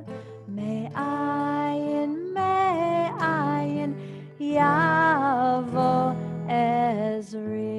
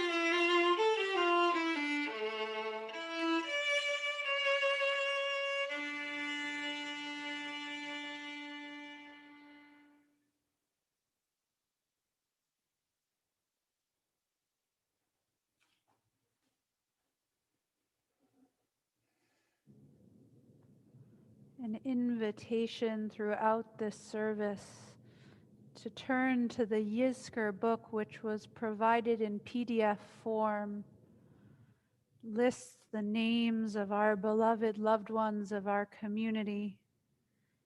And this year, we've been able to include some beautiful pictures as well.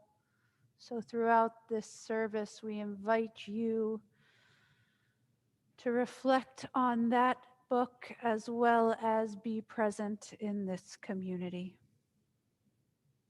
As my thoughts are drawn to those names, a reading. Your absence has gone through me like thread through a needle. Everything I do is stitched with its color.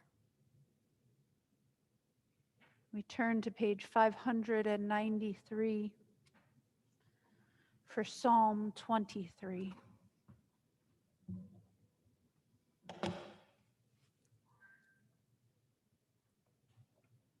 Adonai ro'i lo echsar, bin odeshe yarbitseni, ame menuchot nahaleni, nafshi yeshovev, nafshi yeshovev.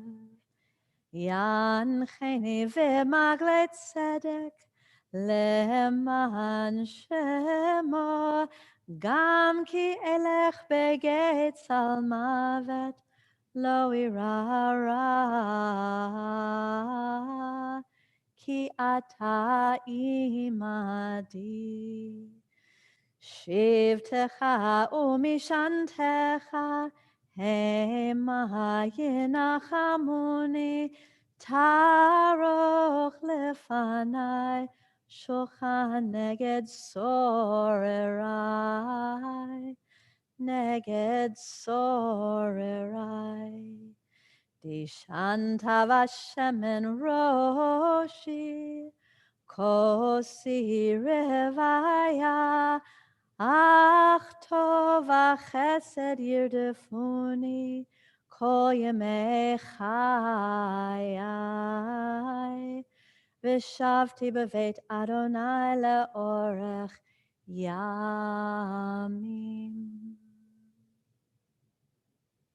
Please join your voice with mine in the English for Psalm 23. With God as my shepherd, I shall not want.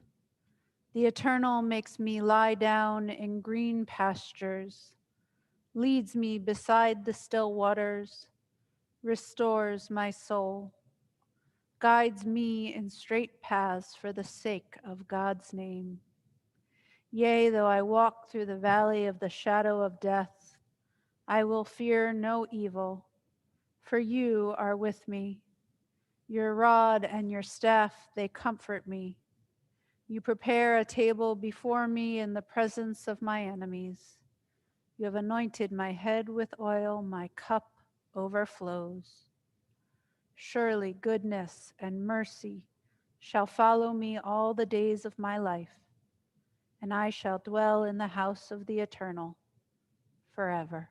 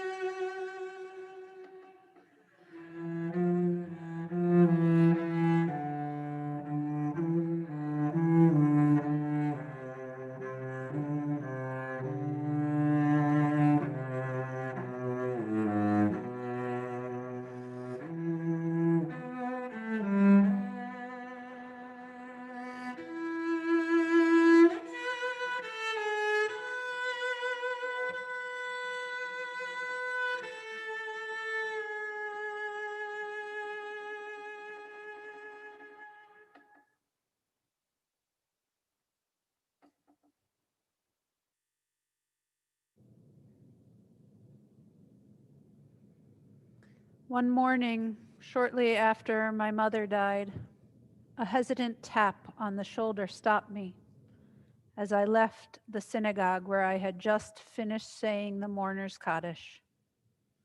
I turned to face a fellow morning service regular, a tall, gray-haired gentleman with a football player's thick build. "I don't mean to be presumptuous," he said in a soft voice.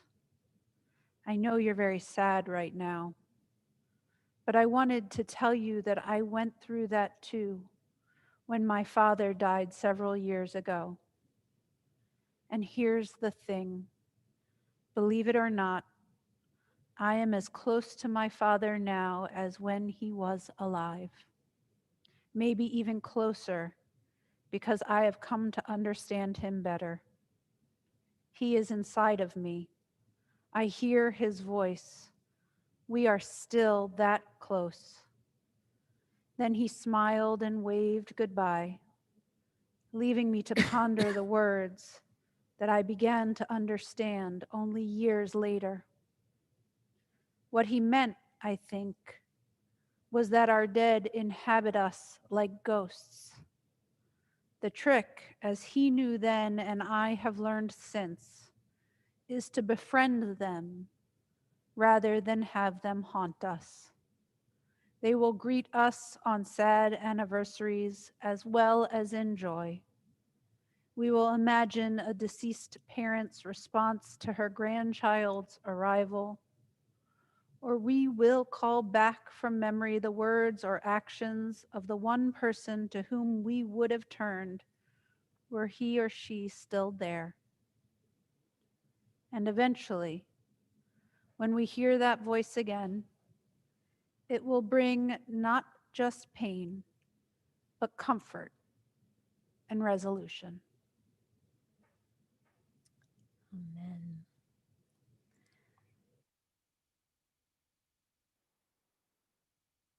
Barry Starr, who will chant for us the El Malei Rachamim prayer, which was bequeathed to him by Alan Finder, much missed and of blessed memory.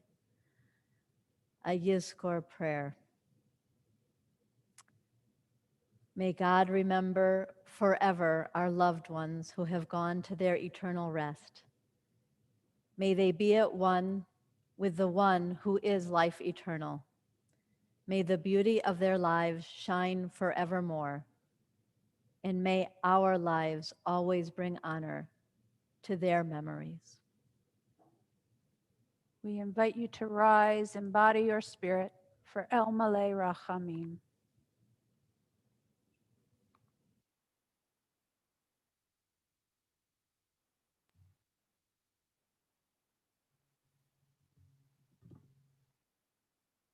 Chant this with Alan.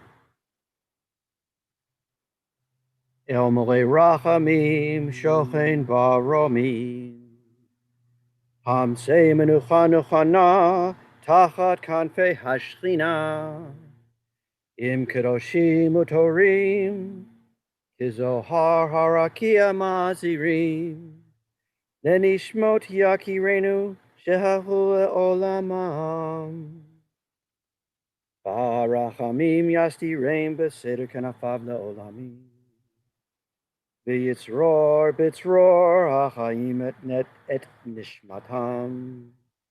Adonai hu nechalatam. V'yanuchu b'shalom et mishkavam. V'nomar Amen. Merciful God, God Most High, let there be perfect rest for the souls of our loved ones into eternity. May they find shelter in your presence among the holy and pure, whose light shines like the radiance of heaven. Compassionate God, hold them close to you forever. May their souls be bound up in the bond of life eternal. May they find a home in you, and may they rest in peace. Together we say, Amen.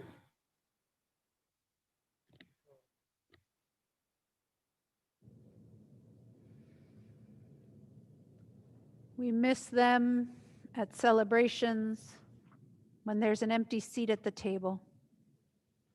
We miss them when the community gathers and there's an empty place beside us. We miss them today and every day, with every year that passes, as our life goes on without them. Their faces, their voices, the feel of our arms around them, these are with us forever. For so it is written, love is strong as death. The love that we gave, the love we received, these endure amid the pain of loss. Our thoughts turn to loved ones whom death has taken from us, those who died in recent days, those who died at this season in years past, those whose presence we feel in our hearts.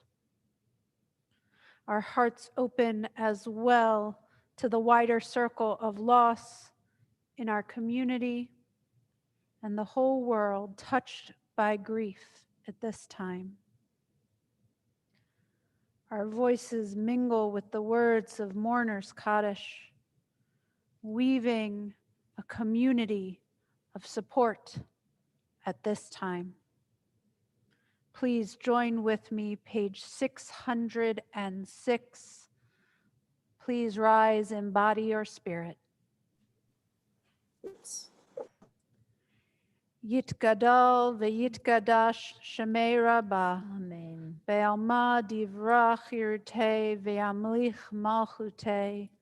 B'chayechon uvyomechon uv'chayei dechol Beit Yisrael. Ba'gala uv'izman kariv v'imru Amen. Yehei shmei Rabbah mevorach le'olam ul'almei almaya. Yitbarach v'yishtabach v'yitpa'ar v'yitromam v'yitnaseh. V'yitadar v'yitaleh v'yitalal shemei dekudsha brichu. Le'ela u'ela mikol birchata v'shirata. Tushbechata v'nechemata. Damiram be'alma v'yimru. Amen. Yehei shlama Rabbah min shamaya. V'chaim aleinu ve'al kol Yisrael v'yimru. Amen. Oseh shalom b'mromav. Hu ya'aseh shalom aleinu ve'al kol Yisrael ve'al kol yoshvei tevel v'yimru. Amen. Let perfect peace abound. May the one who makes peace in the high heavens make peace for us, all Israel, and all who dwell on earth, to which we all say, Amen.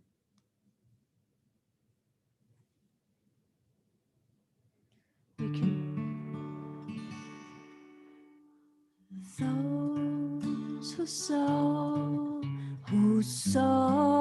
in tears will reap in joy, will reap in joy.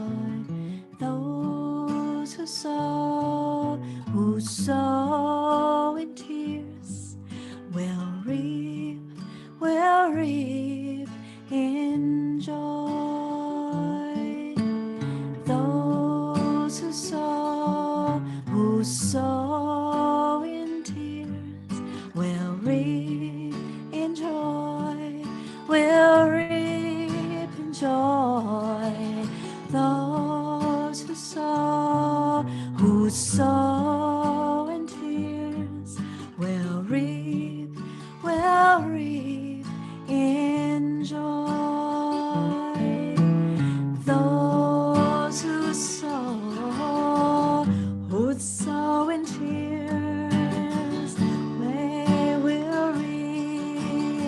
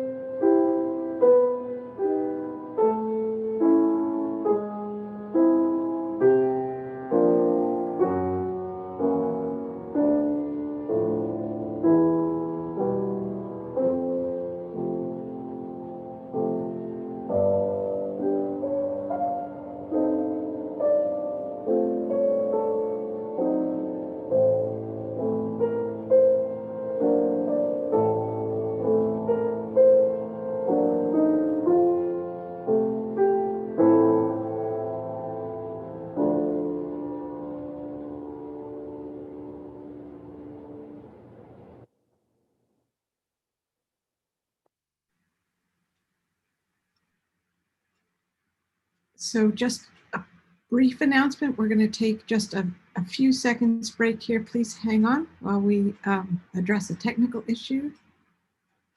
And the service will continue in just a moment.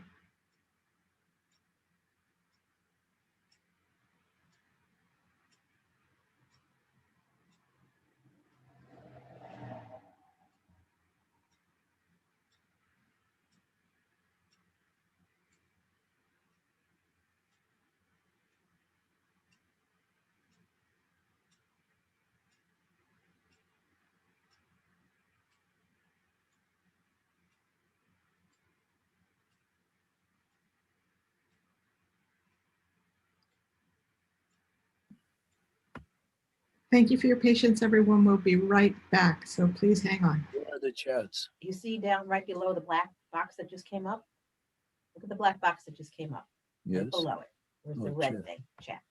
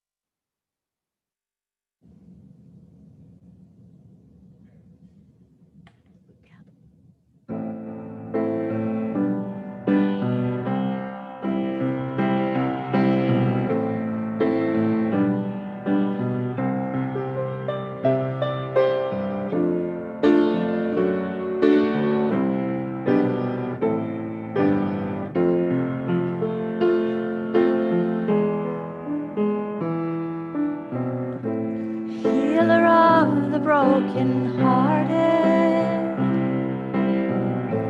binder of our wounds, counter of uncountable stars, you know who we are. Healer of the broken-hearted, binder of our wounds, counter of uncountable stars, you know who we are.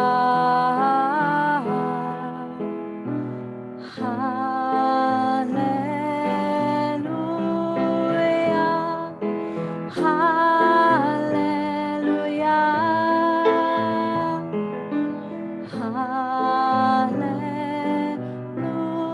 Hallelujah, hallelujah. Healer of the broken-hearted, binder of our wounds, counter of uncountable stars, you know who we are. Hallelujah, hallelujah, hallelujah,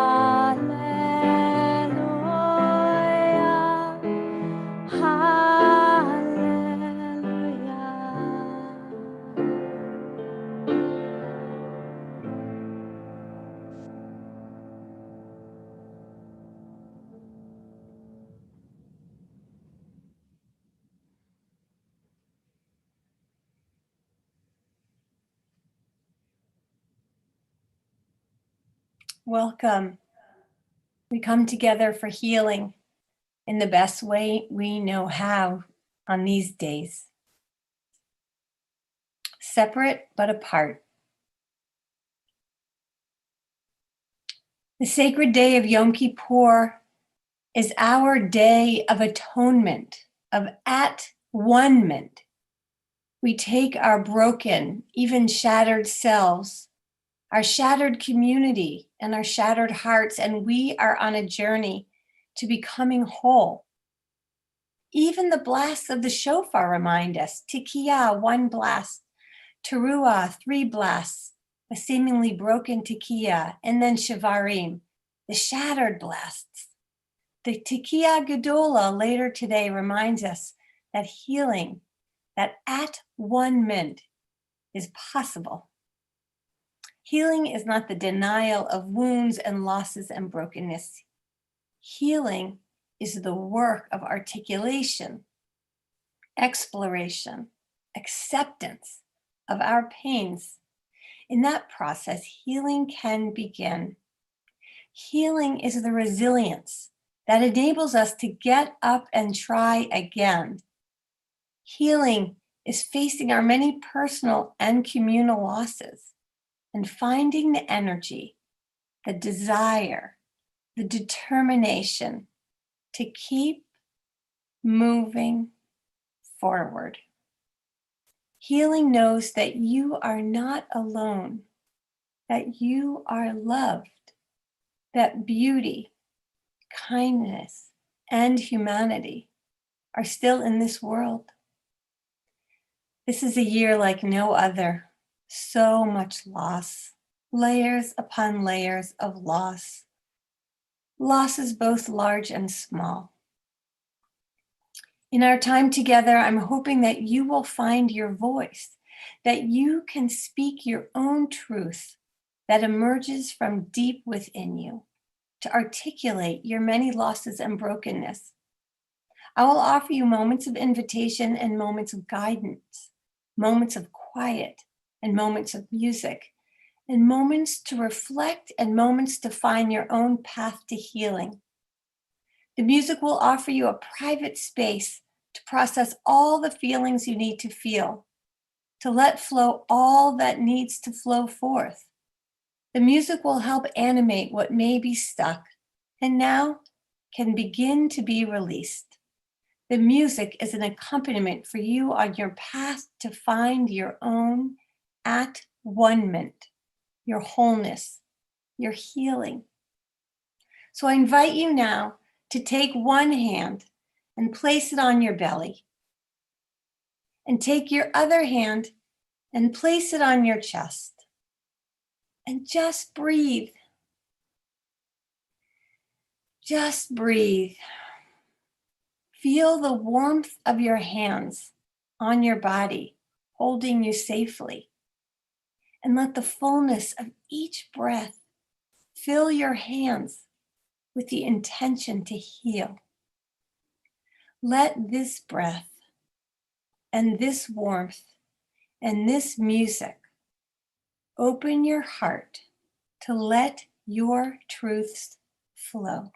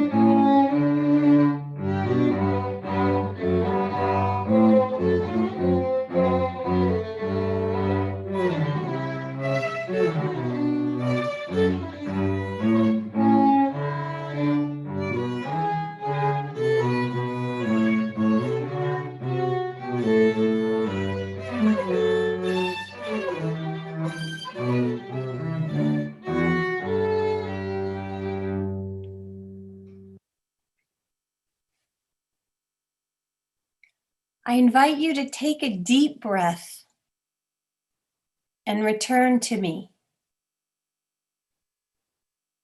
So what are you missing? Who are you missing? Can you identify and articulate the empty spaces you hold, causing you sadness? What were the plans on your calendar that you had to erase with disappointment, frustration, sadness, a special vacation, a graduation? What were the simplest that were lost? Celebrating a marriage, naming a baby, dancing at a bar mitzvah, visiting the sick, and burying our dead. And all the many human needs unmet, a handshake, a kiss, a full-on embrace, a small child on your lap, a big child folded around you, a friend sharing popcorn at the movies. All losses, so many losses. I invite you now to pour out your losses. Write them privately in your mind or on a piece of paper, or share them publicly if you like in the chat section of the Zoom. Formulate, identify, articulate, and exhale. Pour out your losses, your layers upon layers of losses. Losses both large and small. During this next musical interlude, I invite you to find your voice, to speak your truth, pour out your losses.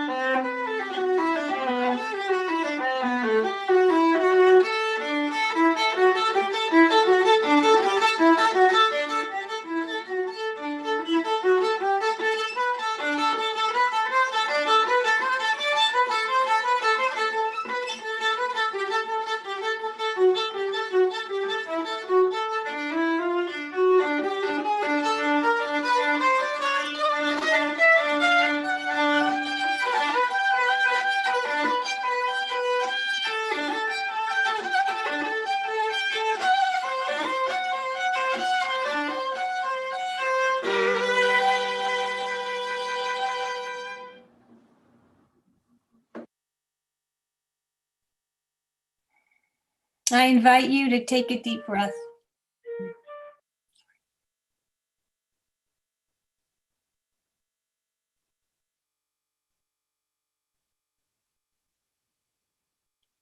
I invite you to take a deep breath and return to me.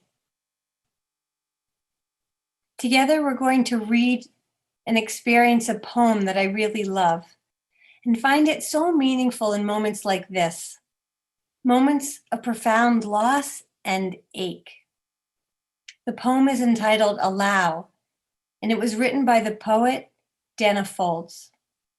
You may follow along or just listen. We're going to read it 3 times through. I'm going to read it, and then Rabbi Rim, and then Rabbi Carey. Allow. There's no controlling life. Try corralling a lightning bolt, containing a tornado. Dam a stream and it will create a new channel. Resist and the tide will sweep you off your feet. Allow and grace will carry you to higher ground. The only safety lies in letting it all in. The wild and the weak, fear, fantasies, failures, and success. When loss rips off the doors of the heart, or sadness veils your vision with despair, practice becomes simply bearing the truth. In the choice to let go of your known way of being, the whole world is revealed in your new eyes.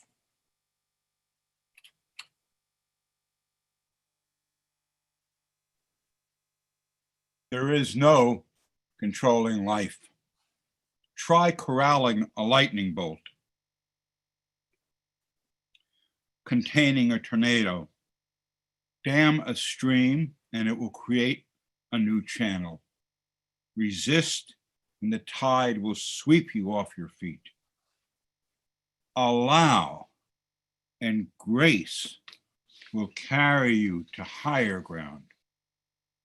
The only safety lies in letting it all in, the wild and the weak, fear, fantasies, failures, and success. When loss rips off the doors of your heart, or sadness veils your vision with despair, practice becomes simply bearing the truth. In the choice to let go of your known way of being, the whole world is revealed to your new eyes.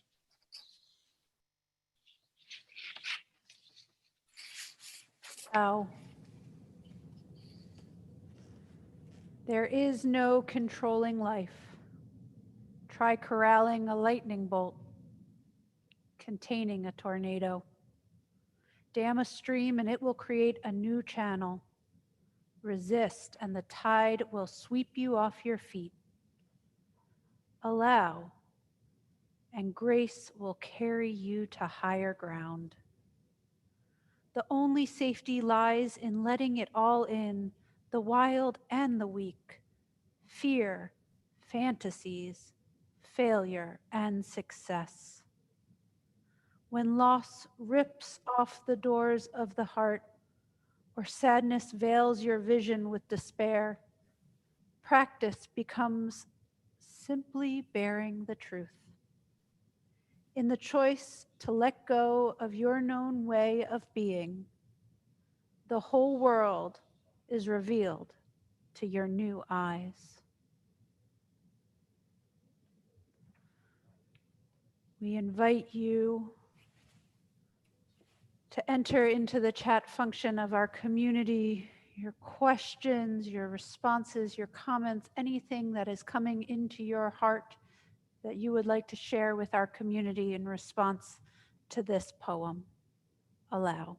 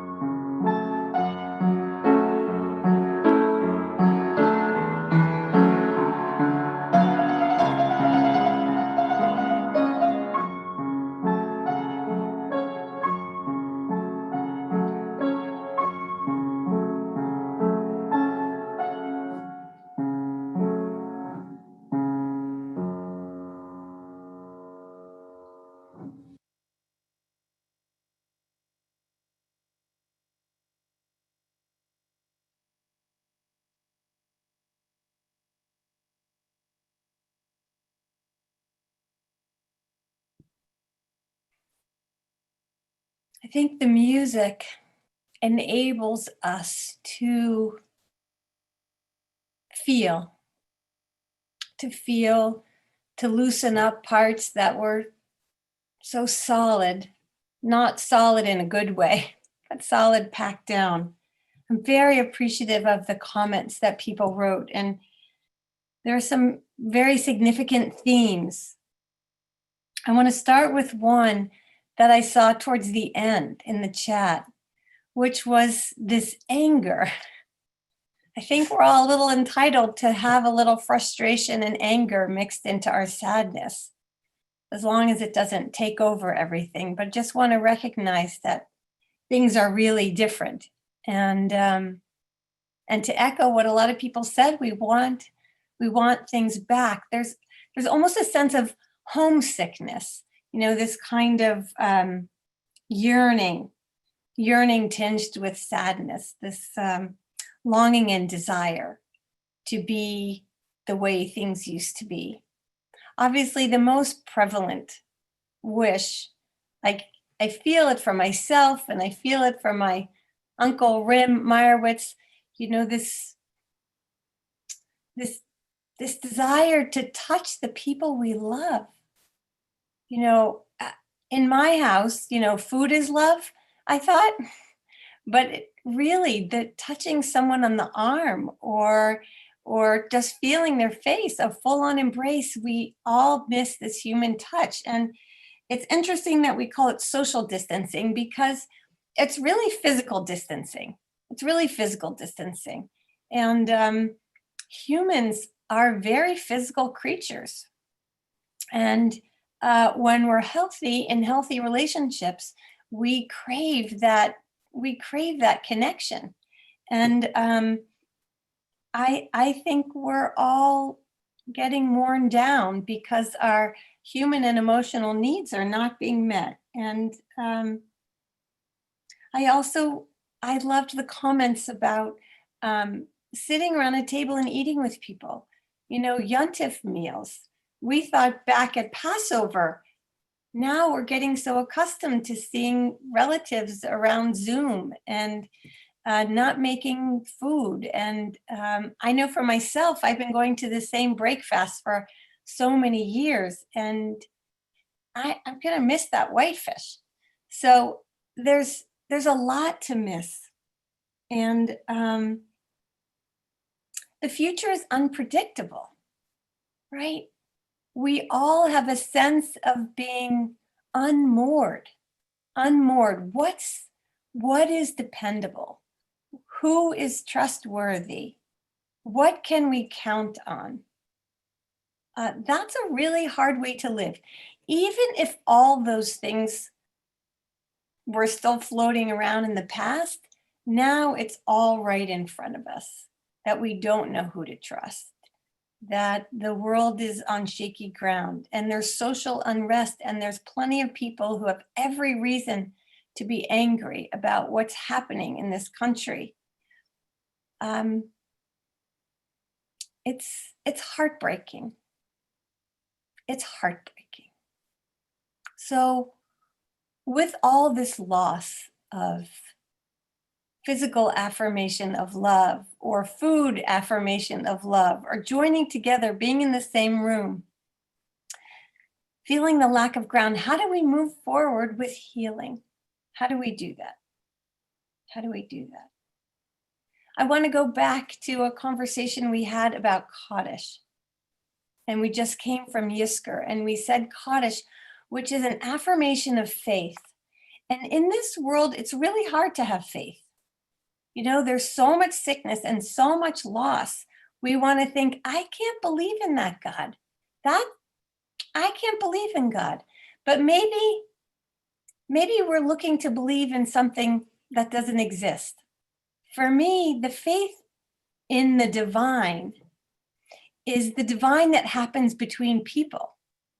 The divine is a sense that when you connect with another person, the divine to me is when I'm in a really dark place and I know that someone is with me, that I am not alone. When I remember my mom, and my uncle Rim Meyerowitz is there with me, his sister. That's divine to me. That's the faith that I have. This community is healing. This community is present with you, and you are not alone. So when you're feeling sad and lonely and lost and unmoored, reach out for someone. Reach out, make a call, write a note, because for me, that's the divine connection that I have faith in, that people are what's going to make the change.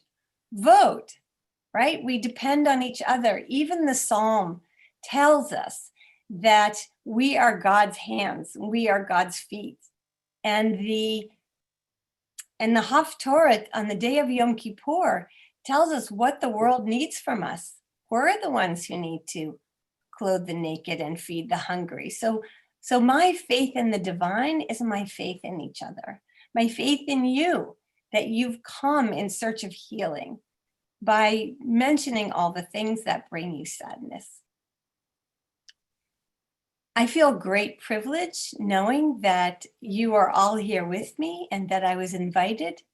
And I want to say that the sacred, the divine, this faith, that holiness happens in wholeness, right? Those two words, that holiness happens in wholeness. And we are all much more complete with each other. So at this time where we have shared our vulnerabilities, shared our losses, shared our pains, I hope that articulation and formulation has enabled you to actually find strength and power and control by being able to name it, and also finding some healing in being heard and affirmed and know that you're not alone. So my blessing for everyone as we step into 5781, the divine knowledge that we are all connected, that what I do affects you and what you do affects the next person. So in those connections, they can be shattered, or they can also serve as a source of wholeness. And when we can soon, maybe with gloves on, we can hold each other's hands. And that is a wholeness that we can find. That is a wholeness that we can make. So wholeheartedness. I pray for all of us that we are sealed for good in the book of life, that we surround us with each other, that creates the wholeness and the healing that we all crave. Amen. Amen.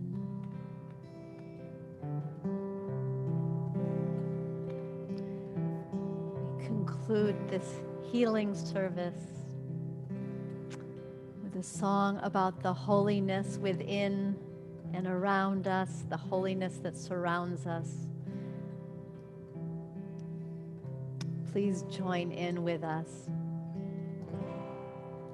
I am holy, you are holy, we are holy, all is holy, holy presence is inside us and around us and surrounds us. I am holy, you are holy, we are holy, all is holy, holy presence is inside us and around us and surrounds us. Kadosh, Kadosh, Kadosh, Kadosh. I am holy, you are holy, we are holy, all is holy, holy presence is inside us and around us and surrounds us. Kadosh, Kadosh, Kadosh, Kadosh. I am holy, you are holy, we are holy, all is holy, holy presence is inside us and around us and surrounds us. I am holy, you are holy, we are holy, all is holy, holy presence is inside us and around us and surrounds us. Kadosh, Kadosh, Kadosh, Kadosh. I am holy, you are holy, we are holy, all is holy, holy presence is inside us and around us and surrounds us. Kadosh, Kadosh, Kadosh, Kadosh.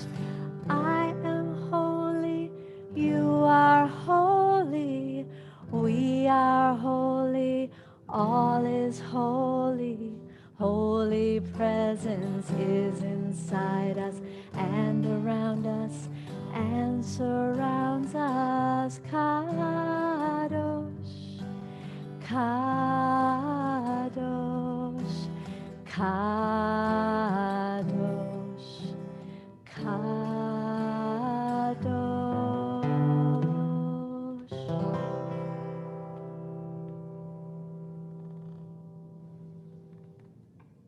Thank you all for being part of the sacred connection that provides healing to us in this time of such immense need. Being with this community is truly an act of faith and healing and wholeness and holiness. We are going to take a short break in our programming and our prayers for this afternoon. Invite you to give your bodies a gentle stretch or a walk or whatever you need as we prepare at 6 o'clock, about 15 minutes from now, to enter Naila, the closing service of our day together.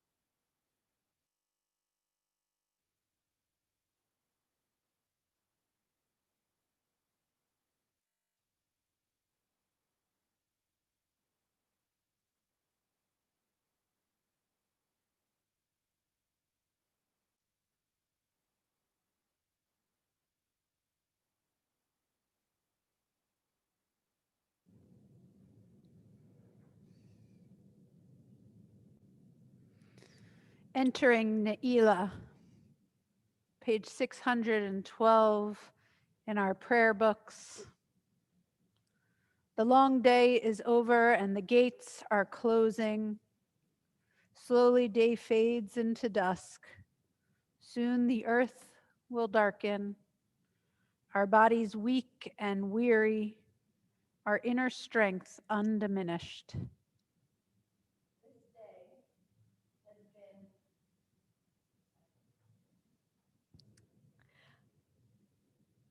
This day has been a gift, truly a gift. Uncluttered time, free from hurry and routine, appointments or assignments. A time to face our wrongdoings and imperfections, our humanness, our dreams and yearnings for the life we want to live. A time to leave the clamor of the world and attend to the voice within. Long ago, the temple gates were locked at dusk. So too at this hour, the gates of Yom Kippur begin to close. Have we done all that needed to be done? Said everything that needed to be said? The gates of God's compassion never close. But soon enough, our lives close in on us. Now, in the silence of the soul, now, before the holy day comes to an end, release the unshed tears, the deepest prayers locked in our hearts.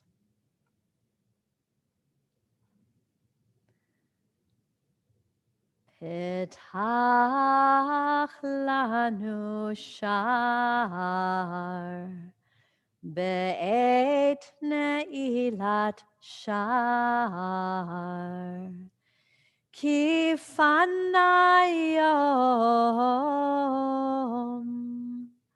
hayom yifne Hashemesh yavo ve'yifne navo asher arecha.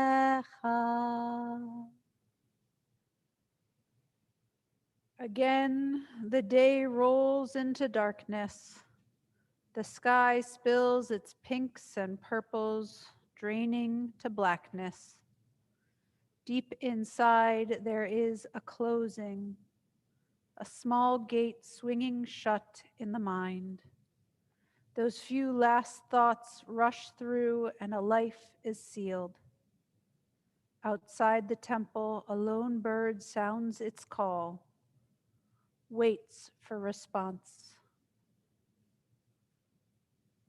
We turn to page 620.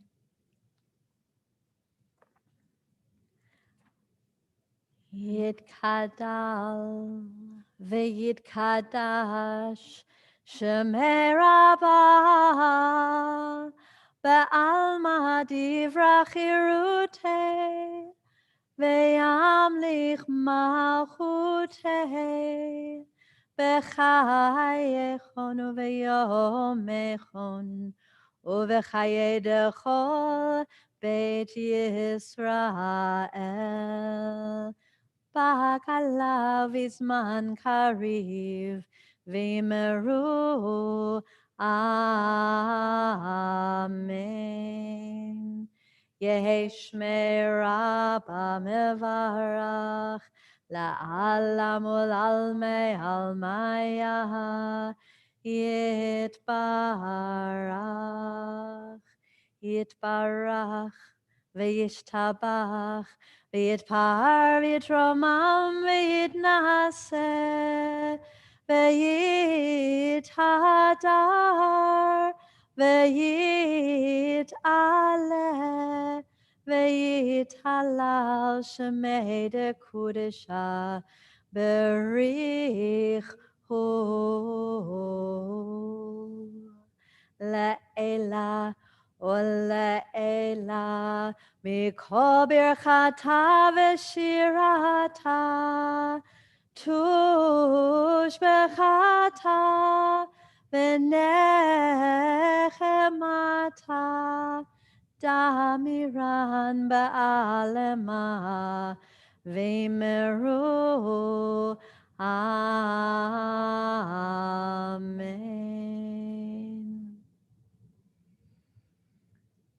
Throughout our Naila service this evening, some of the prayers that will be offered are written by community members as part of our interim days of awe experience. This prayer is written by Audrey Roth. Adonai's prompts. Standing at your door, my heart is full, as near to you as possible. The books of life and death, two sides of the same coin, stare at me. Where will this year take me? What journeys will present themselves? Will I follow your prompts? Will you be within me as you were when you breathed life into my soul? Whispering to you meekly, feeling the roar of oceans in my ears. Please, God, let me feel your presence during my lifetime and into eternity. We turn to the final Amidah of our day of prayer and introspection. We begin on page 622 in our prayer books. We'll no longer take time to interrupt between prayers to announce the page numbers, moving from prayer to prayer in community. I invite you to rise in body or in spirit.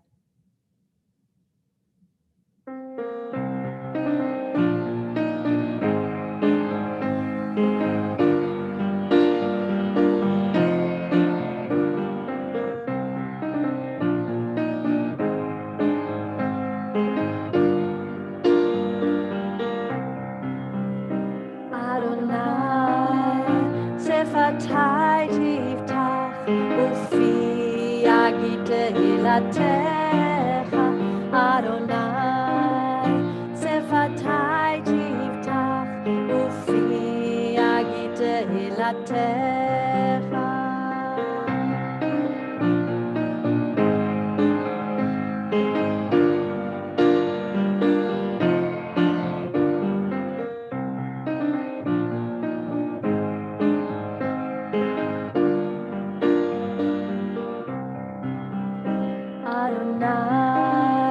שפתי תפתח ופי יגיד תהילתך אדוני שפתי תפתח ופי יגיד תהילתך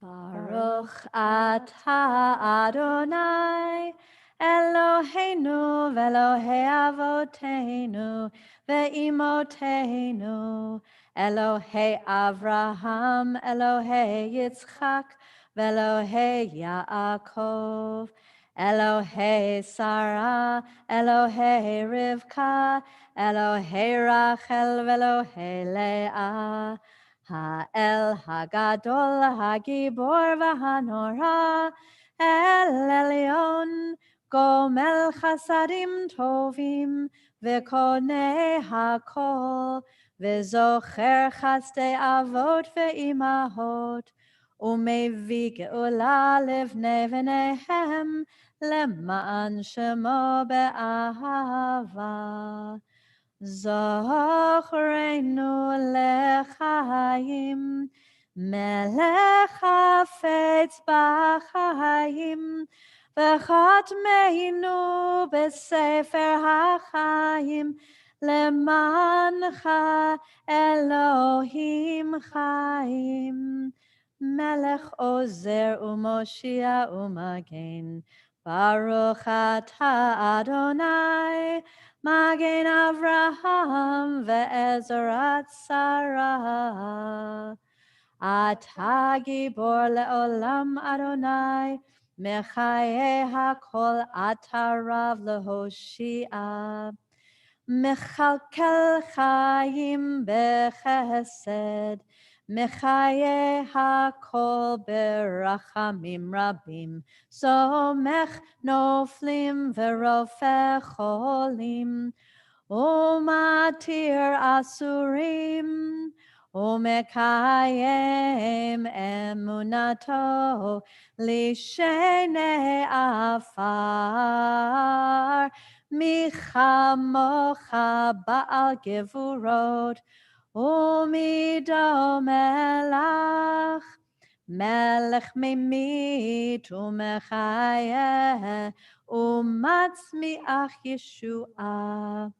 מי כמוך אל הרחמים, זוכר יצוריו לחיים ברחמים, ונאמן אתה להחיות הכל.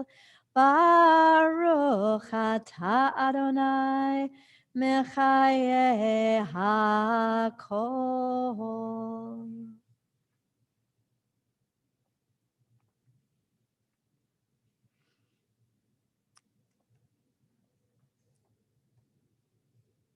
שמע נא, סלח נא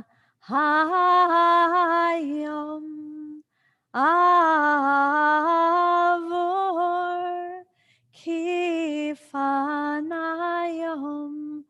ונהלה לך נורא, ואיום קדוש.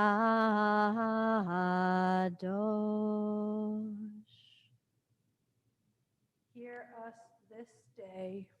Forgive us, we pray, for the day begins to fade. Your holiness awakens deepest awe. Your praise shall be our song. We continue at the bottom of page 628, reading together. Open the gates of righteousness for us. Open the gates that we may enter and praise the Eternal. Open the gates for us, for all Israel, and for your people everywhere.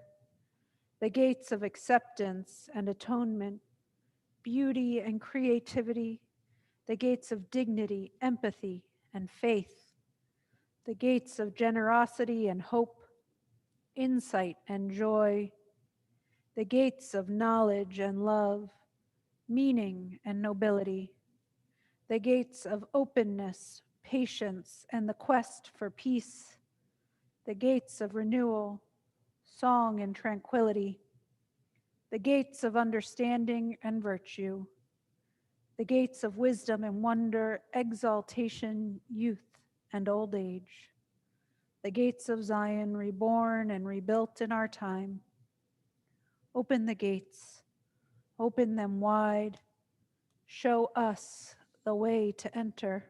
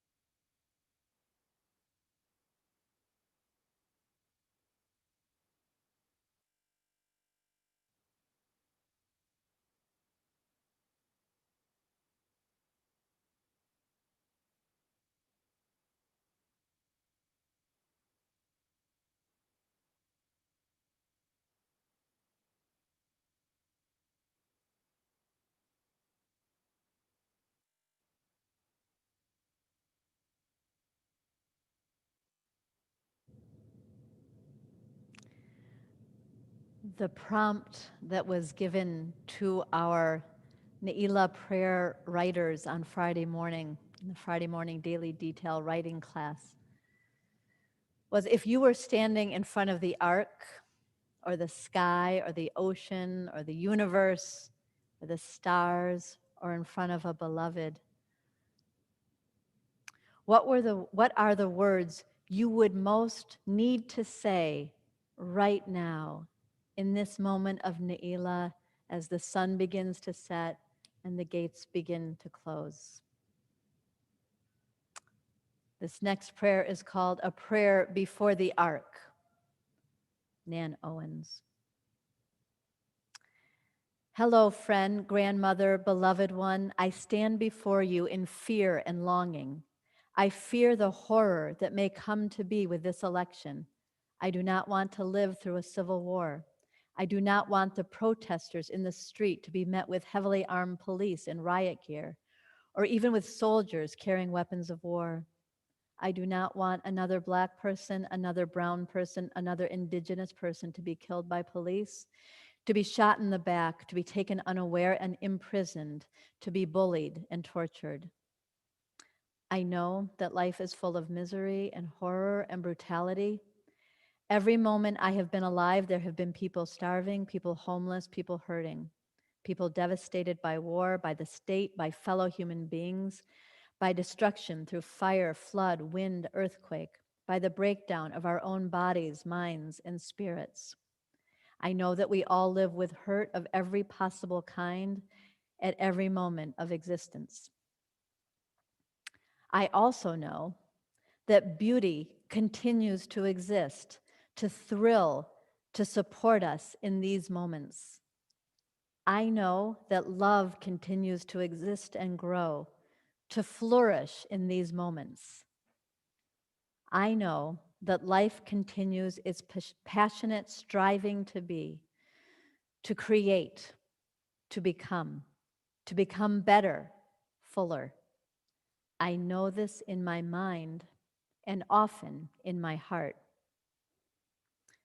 But I continue to fear, I continue to ache, I continue to rage at the pain, the injustice, the powerlessness. I am tired. I look for solutions.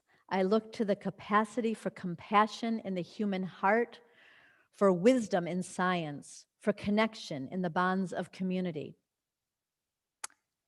I commit to continuing to walk this path of life with as much intention as possible, with as much purpose as possible, with as much thought, reflection, and analysis as possible, with as much striving to help others as possible, with as much engagement in repairing the world as possible, and to remember always that your intense striving to become continues.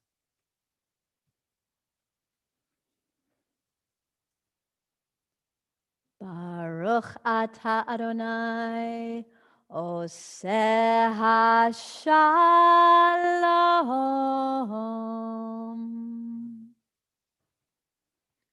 We continue our prayers on page 640.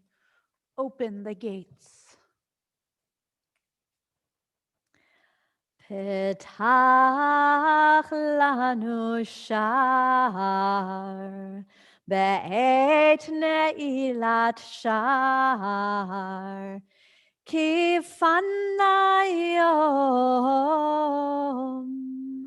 hayom yifne hashemesh yavo ve'yifne Navo asher arecha.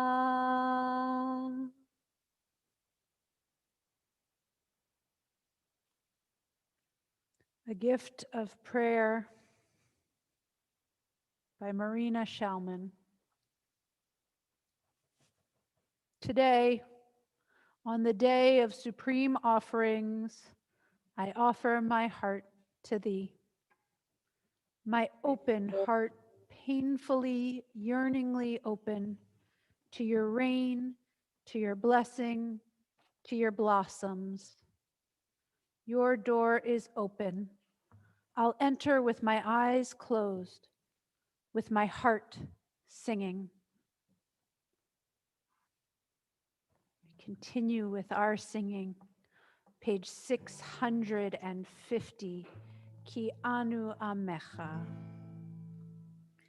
Ki anu amecha ve'ata Eloheinu anu vanecha ve'ata avinu anu avadecha ve'ata Adonenu anu ka'alecha ve'ata chelkeinu anu nachalatecha ve'ata goraleinu anu tzonecha ve'ata roeinu anu charmecha ve'ata notreinu anu paulatecha ve'ata yotzreinu anu rayatecha ve'ata dodeinu anu segulatecha ve'ata keroveinu anu amecha ve'ata malkeinu anu mamirecha ve'ata mamireinu yaidai yaidai yaidai yaidai yaidai yaidai yaidai yaidai.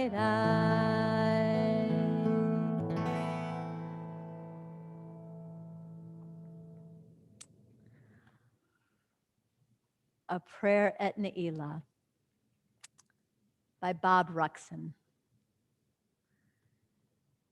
Thank you.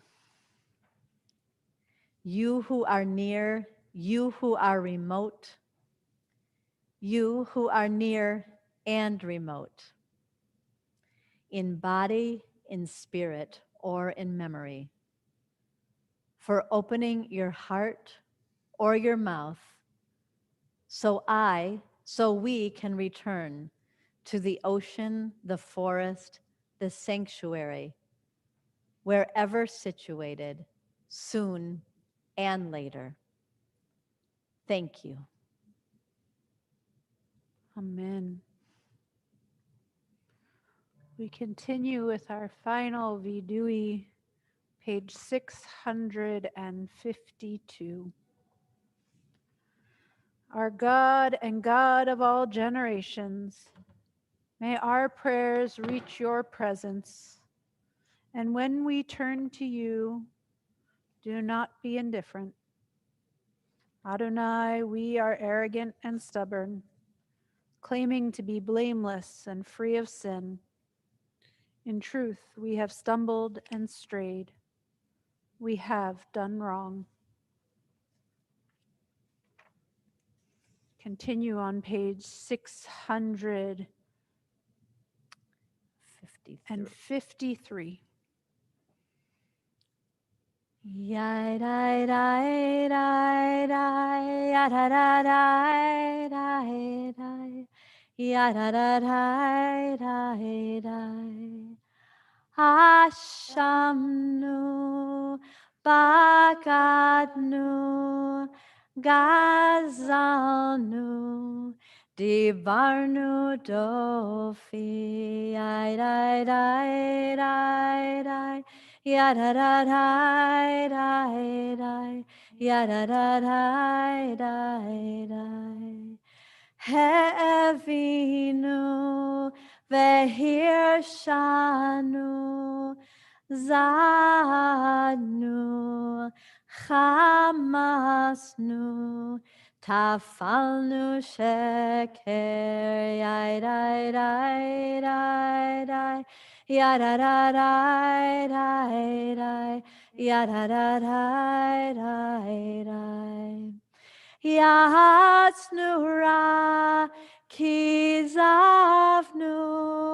Latznu Maradnu Niatznu Sararnu Avinu Pashanu Sararnu Kishinu Oref Yai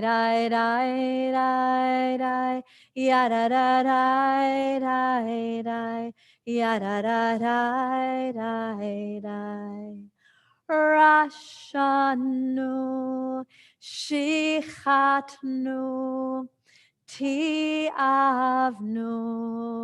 Tainu Titanu yada yada da yada da. How do we offer the final Naila confession? With all our heart, with all our mind, with all our being. We continue on page 659. Hakarat HaTov. Recognizing the good. As the light begins to fade from the sky and we reflect, we add the reflection of all of these goodnesses into our hearts, our minds, and our lips. We loved and we wept. We were kind and spoke thoughtfully. We were faithful and trusting. We put forth effort. We were mindful. We embraced. We took delight in holy books. We were creative and we yearned. We fought for justice and searched out the good. We tried our best and we were attentive. We did what you commanded us to do.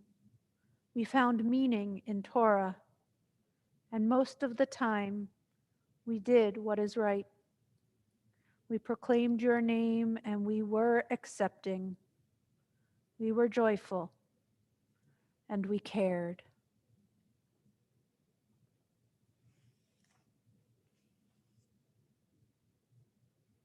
Page 661. Our sages teach, as soon as the fast of Yom Kippur concludes, pound the first nail into the sukkah. To everything there is a season, a time for prayer and looking inward, a time to go outside and build. So it is written, one mitzvah inspires another. May this long day of fasting and self-denial inspire acts of creativity, generosity, and joy. May we go from strength to strength. As this day has been a refuge for the spirit, may we shelter one another in the sukkah. As we have shared worship and teshuvah, may we share friendship in the days to come. Mindful that our days are fleeting, we prepare to taste the sweet fruits of this season, to cherish life, celebrate the light. We invite you to stand in body or in spirit, being gentle with yourself as we turn to Avinu Malkeinu, page 662.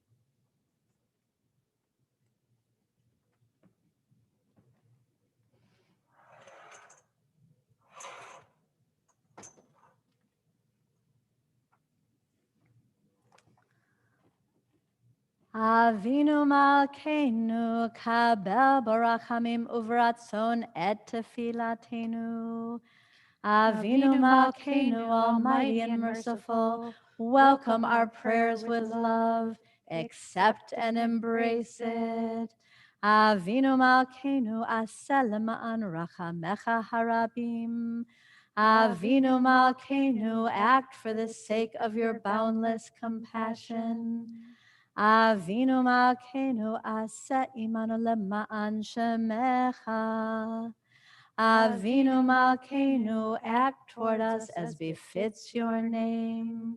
Avinu Malkeinu, chotmenu b'sefer parnasav v'chalkala. Avinu Malkeinu, seal us in the book of sustenance and livelihood. Avinu Malkeinu, chotmenu b'sefer zechuyot. Avinu Malkeinu, seal us in the book of worthiness and merit. Avinu Malkeinu, chotmenu b'sefer slicha u'mechila. Avinu Malkeinu, seal us in the book of forgiveness and pardon. Avinu Malkeinu, chotmenu b'sefer chayim tovim. Avinu Malkeinu, seal us in the book of lives well lived. Avinu Malkeinu, chotmenu b'sefer geula v'shua. Avinu Malkeinu, seal us in the book of redemption and renewal. Avinu Malkeinu, malei yadenu mibirchotecha. Avinu Malkeinu, let our hands overflow with your blessings. Avinu Malkeinu, petach sha'arei shamayim litfilatenu. Avinu Malkeinu, let the gates of heaven be open to our prayer. Avinu Malkeinu, chadesh aleinu shana tova. Avinu Malkeinu, renew us for a year of goodness. Avinu Malkeinu, ein lanu melech ela ata. Avinu Malkeinu, we have no sovereign but you.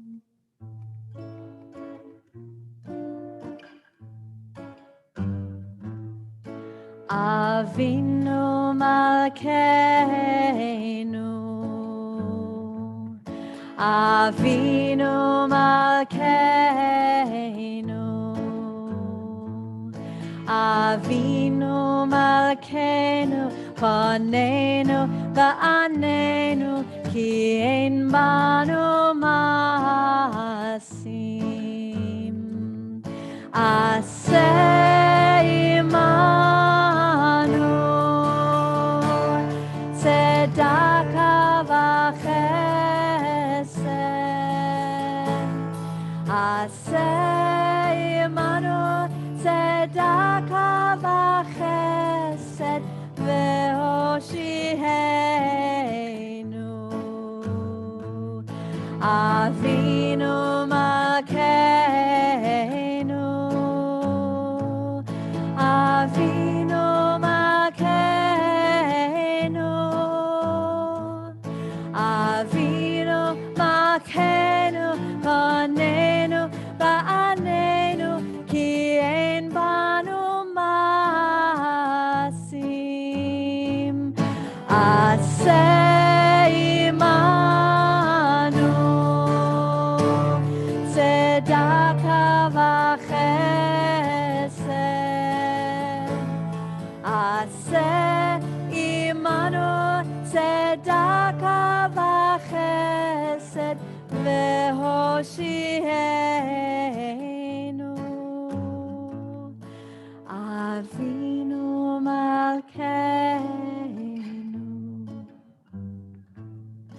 Avinu Malkeinu,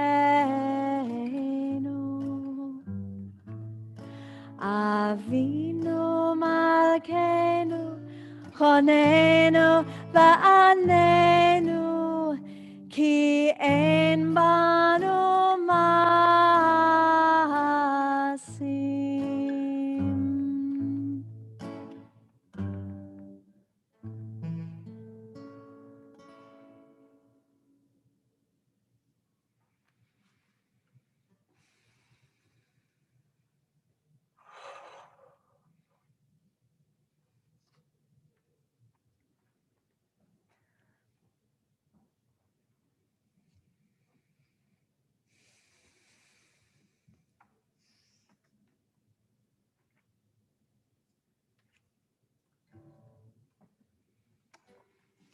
As we are sealed, open us. So Sha'arim, page 666. שאו שערים ראשיכם ושאו פתחי עולם ויבוא מלך הכבוד. מיהו זה מלך הכבוד? אדוני צבאות הוא מלך הכבוד. Selah.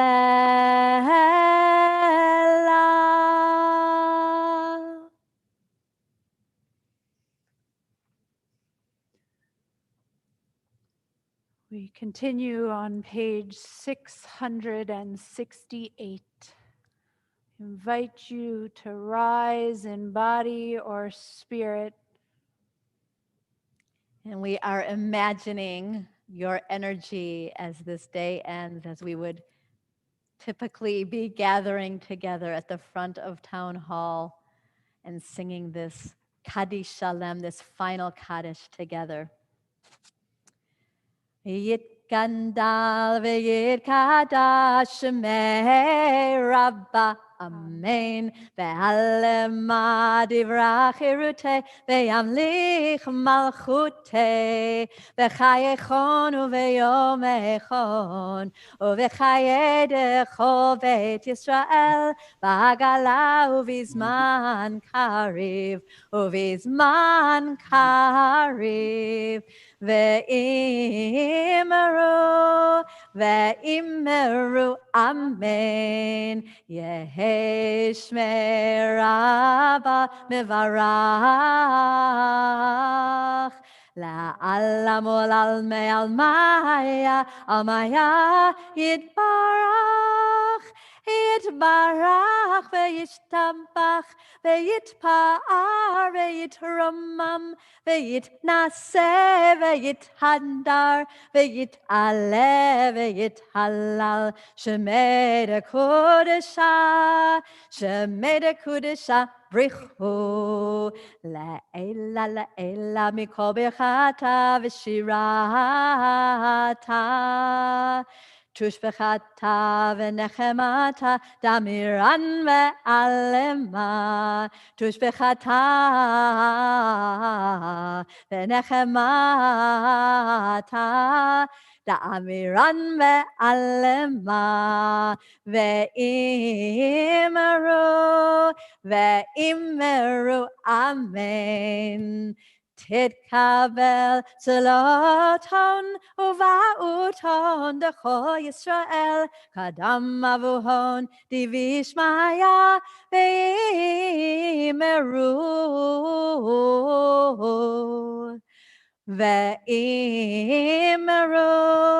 ve'imru amen. Yehesh lama rabba min shemaya ve'chayim aleinu ve'al kol Yisrael. Yehesh lama rabba min shemaya ve'chayim aleinu ve'al kol Yisrael ve'al kol Yisrael ve'imru amen.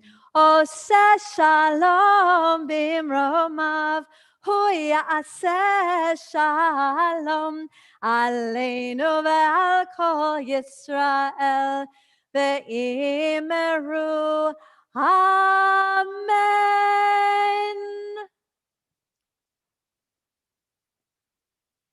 As the day ends, we stand as one before the gates of a new year, renewed by this day of atonement, made stronger by all who are with us in spirit and those whose presence we feel within. As the long day fades into dusk, we join our voices in words of hope and dedication. Pitchu lanu sha'arei tzedek, navo vam nodeya. Open for us the gates of righteousness, that we may enter and praise the eternal source. Open for us the gates of sacred community, that we may enter and feel its healing power. Open for us the gates of truth and integrity, that we may enter and grow in faithfulness. Open for us the gates of devotion and principle, that we may enter and find enduring values and meaning. Open for us the gates of repentance and return, that we may enter and offer our best. Open the gates for us of forgiveness, that we may enter and offer our humanity. Open for us the gates of kindness and compassion, that we may enter and offer our love.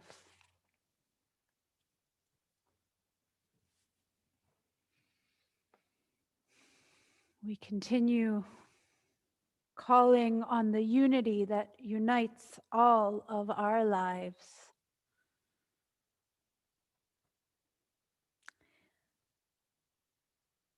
Shema Yisrael, Adonai Eloheinu, Adonai Echad.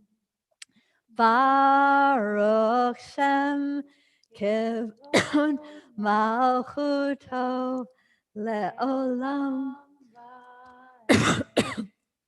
Baruch Shem Kivod Malchuto Leolam Va'ed. Baruch Shem Kivod Malchuto Olam Va'ed. Adonai Hu HaElohim, Adonai Hu HaElohim, Adonai Hu HaElohim, Adonai Hu HaElohim, Adonai Hu HaElohim, Adonai Hu HaElohim, Adonai Hu HaElohim.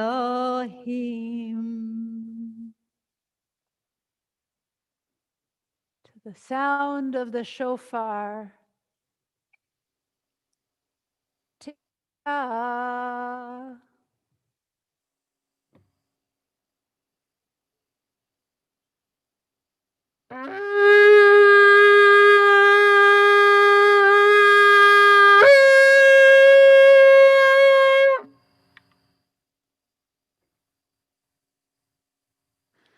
Shivarim.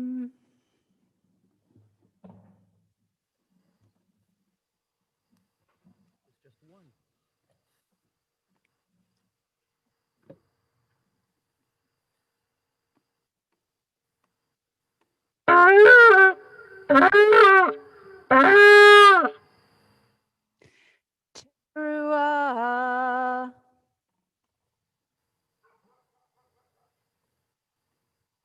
He can't hear me.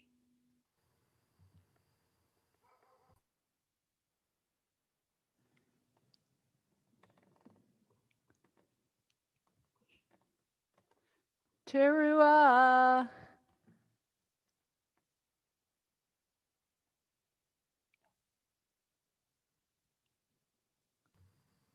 Say it again. I couldn't hear. Okay, Teruah.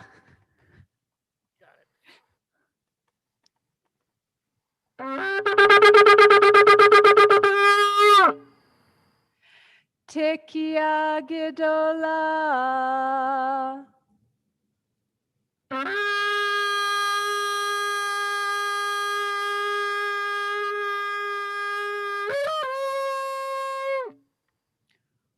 Whew. Yasher koach. We move into the ceremony of Havdalah, relighting candles and bringing the taste of sweet wine, hopefully some challah, maybe a bagel at some point soon to our lips.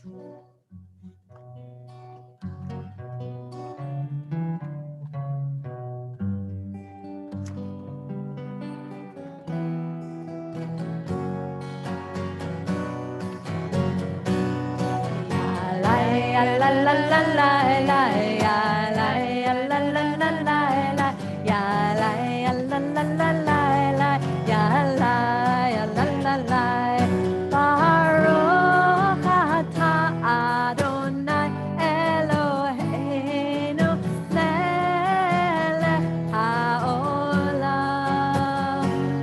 borei peri hagafen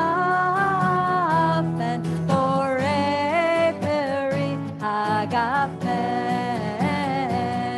yalai yalalalai yalai yalalalai yalai yalalalai yalai yalalalai Baruch atah Adonai Eloheinu melech haolam borei minei v'samim borei minei v'samim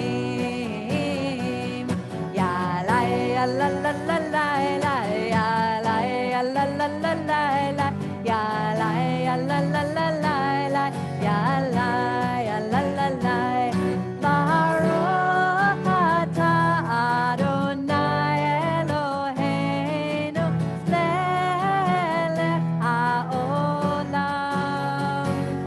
borei meorei ha'esh borei meorei ha'esh yalai yalalalai yalai yalalalai yalai yalalalai yalai yalalalai Baruch atah Adonai Eloheinu melech haolam hamavdil ben kodesh lechol hamavdil ben kodesh lechol yalai yalalalai yalai yalalalai yalai yalalalai yalai yalalalai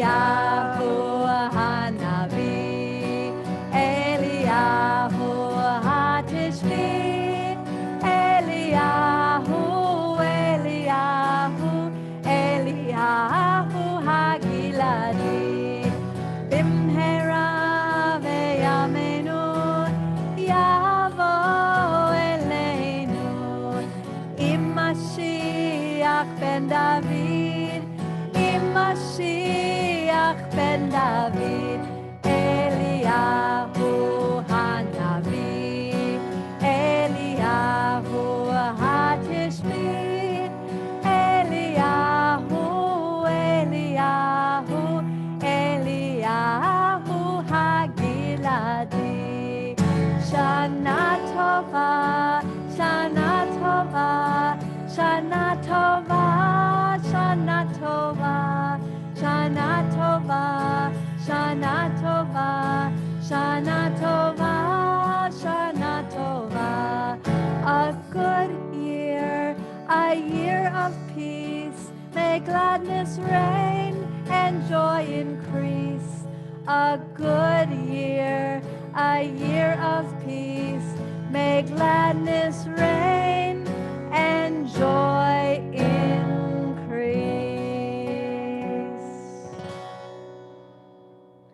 Shana Tova from our sanctuary to the sanctuary of your homes. May it be a year of blessing for us all. And finally, if you have a challah or some bite to eat, a little nibble, Please join us in the blessing. Baruch atah Adonai Eloheinu melech haolam hamotzi lechem min haaretz. Amen.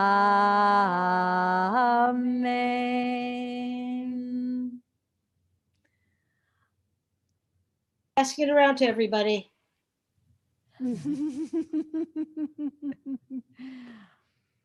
Shana Tova to you all. Shana Tova. Shana Tova. Shana Tova. Shana Tova. Shana Tova. Shana Tova. Shana Tova, everybody. Shana Tova. Shana Tova to everyone on the East Coast, my old home, my old friends. Good year. To everyone on the West Coast. Shana Tova. Shana Tova. Wishing everybody a very healthy and peaceful new year. Amen. Thank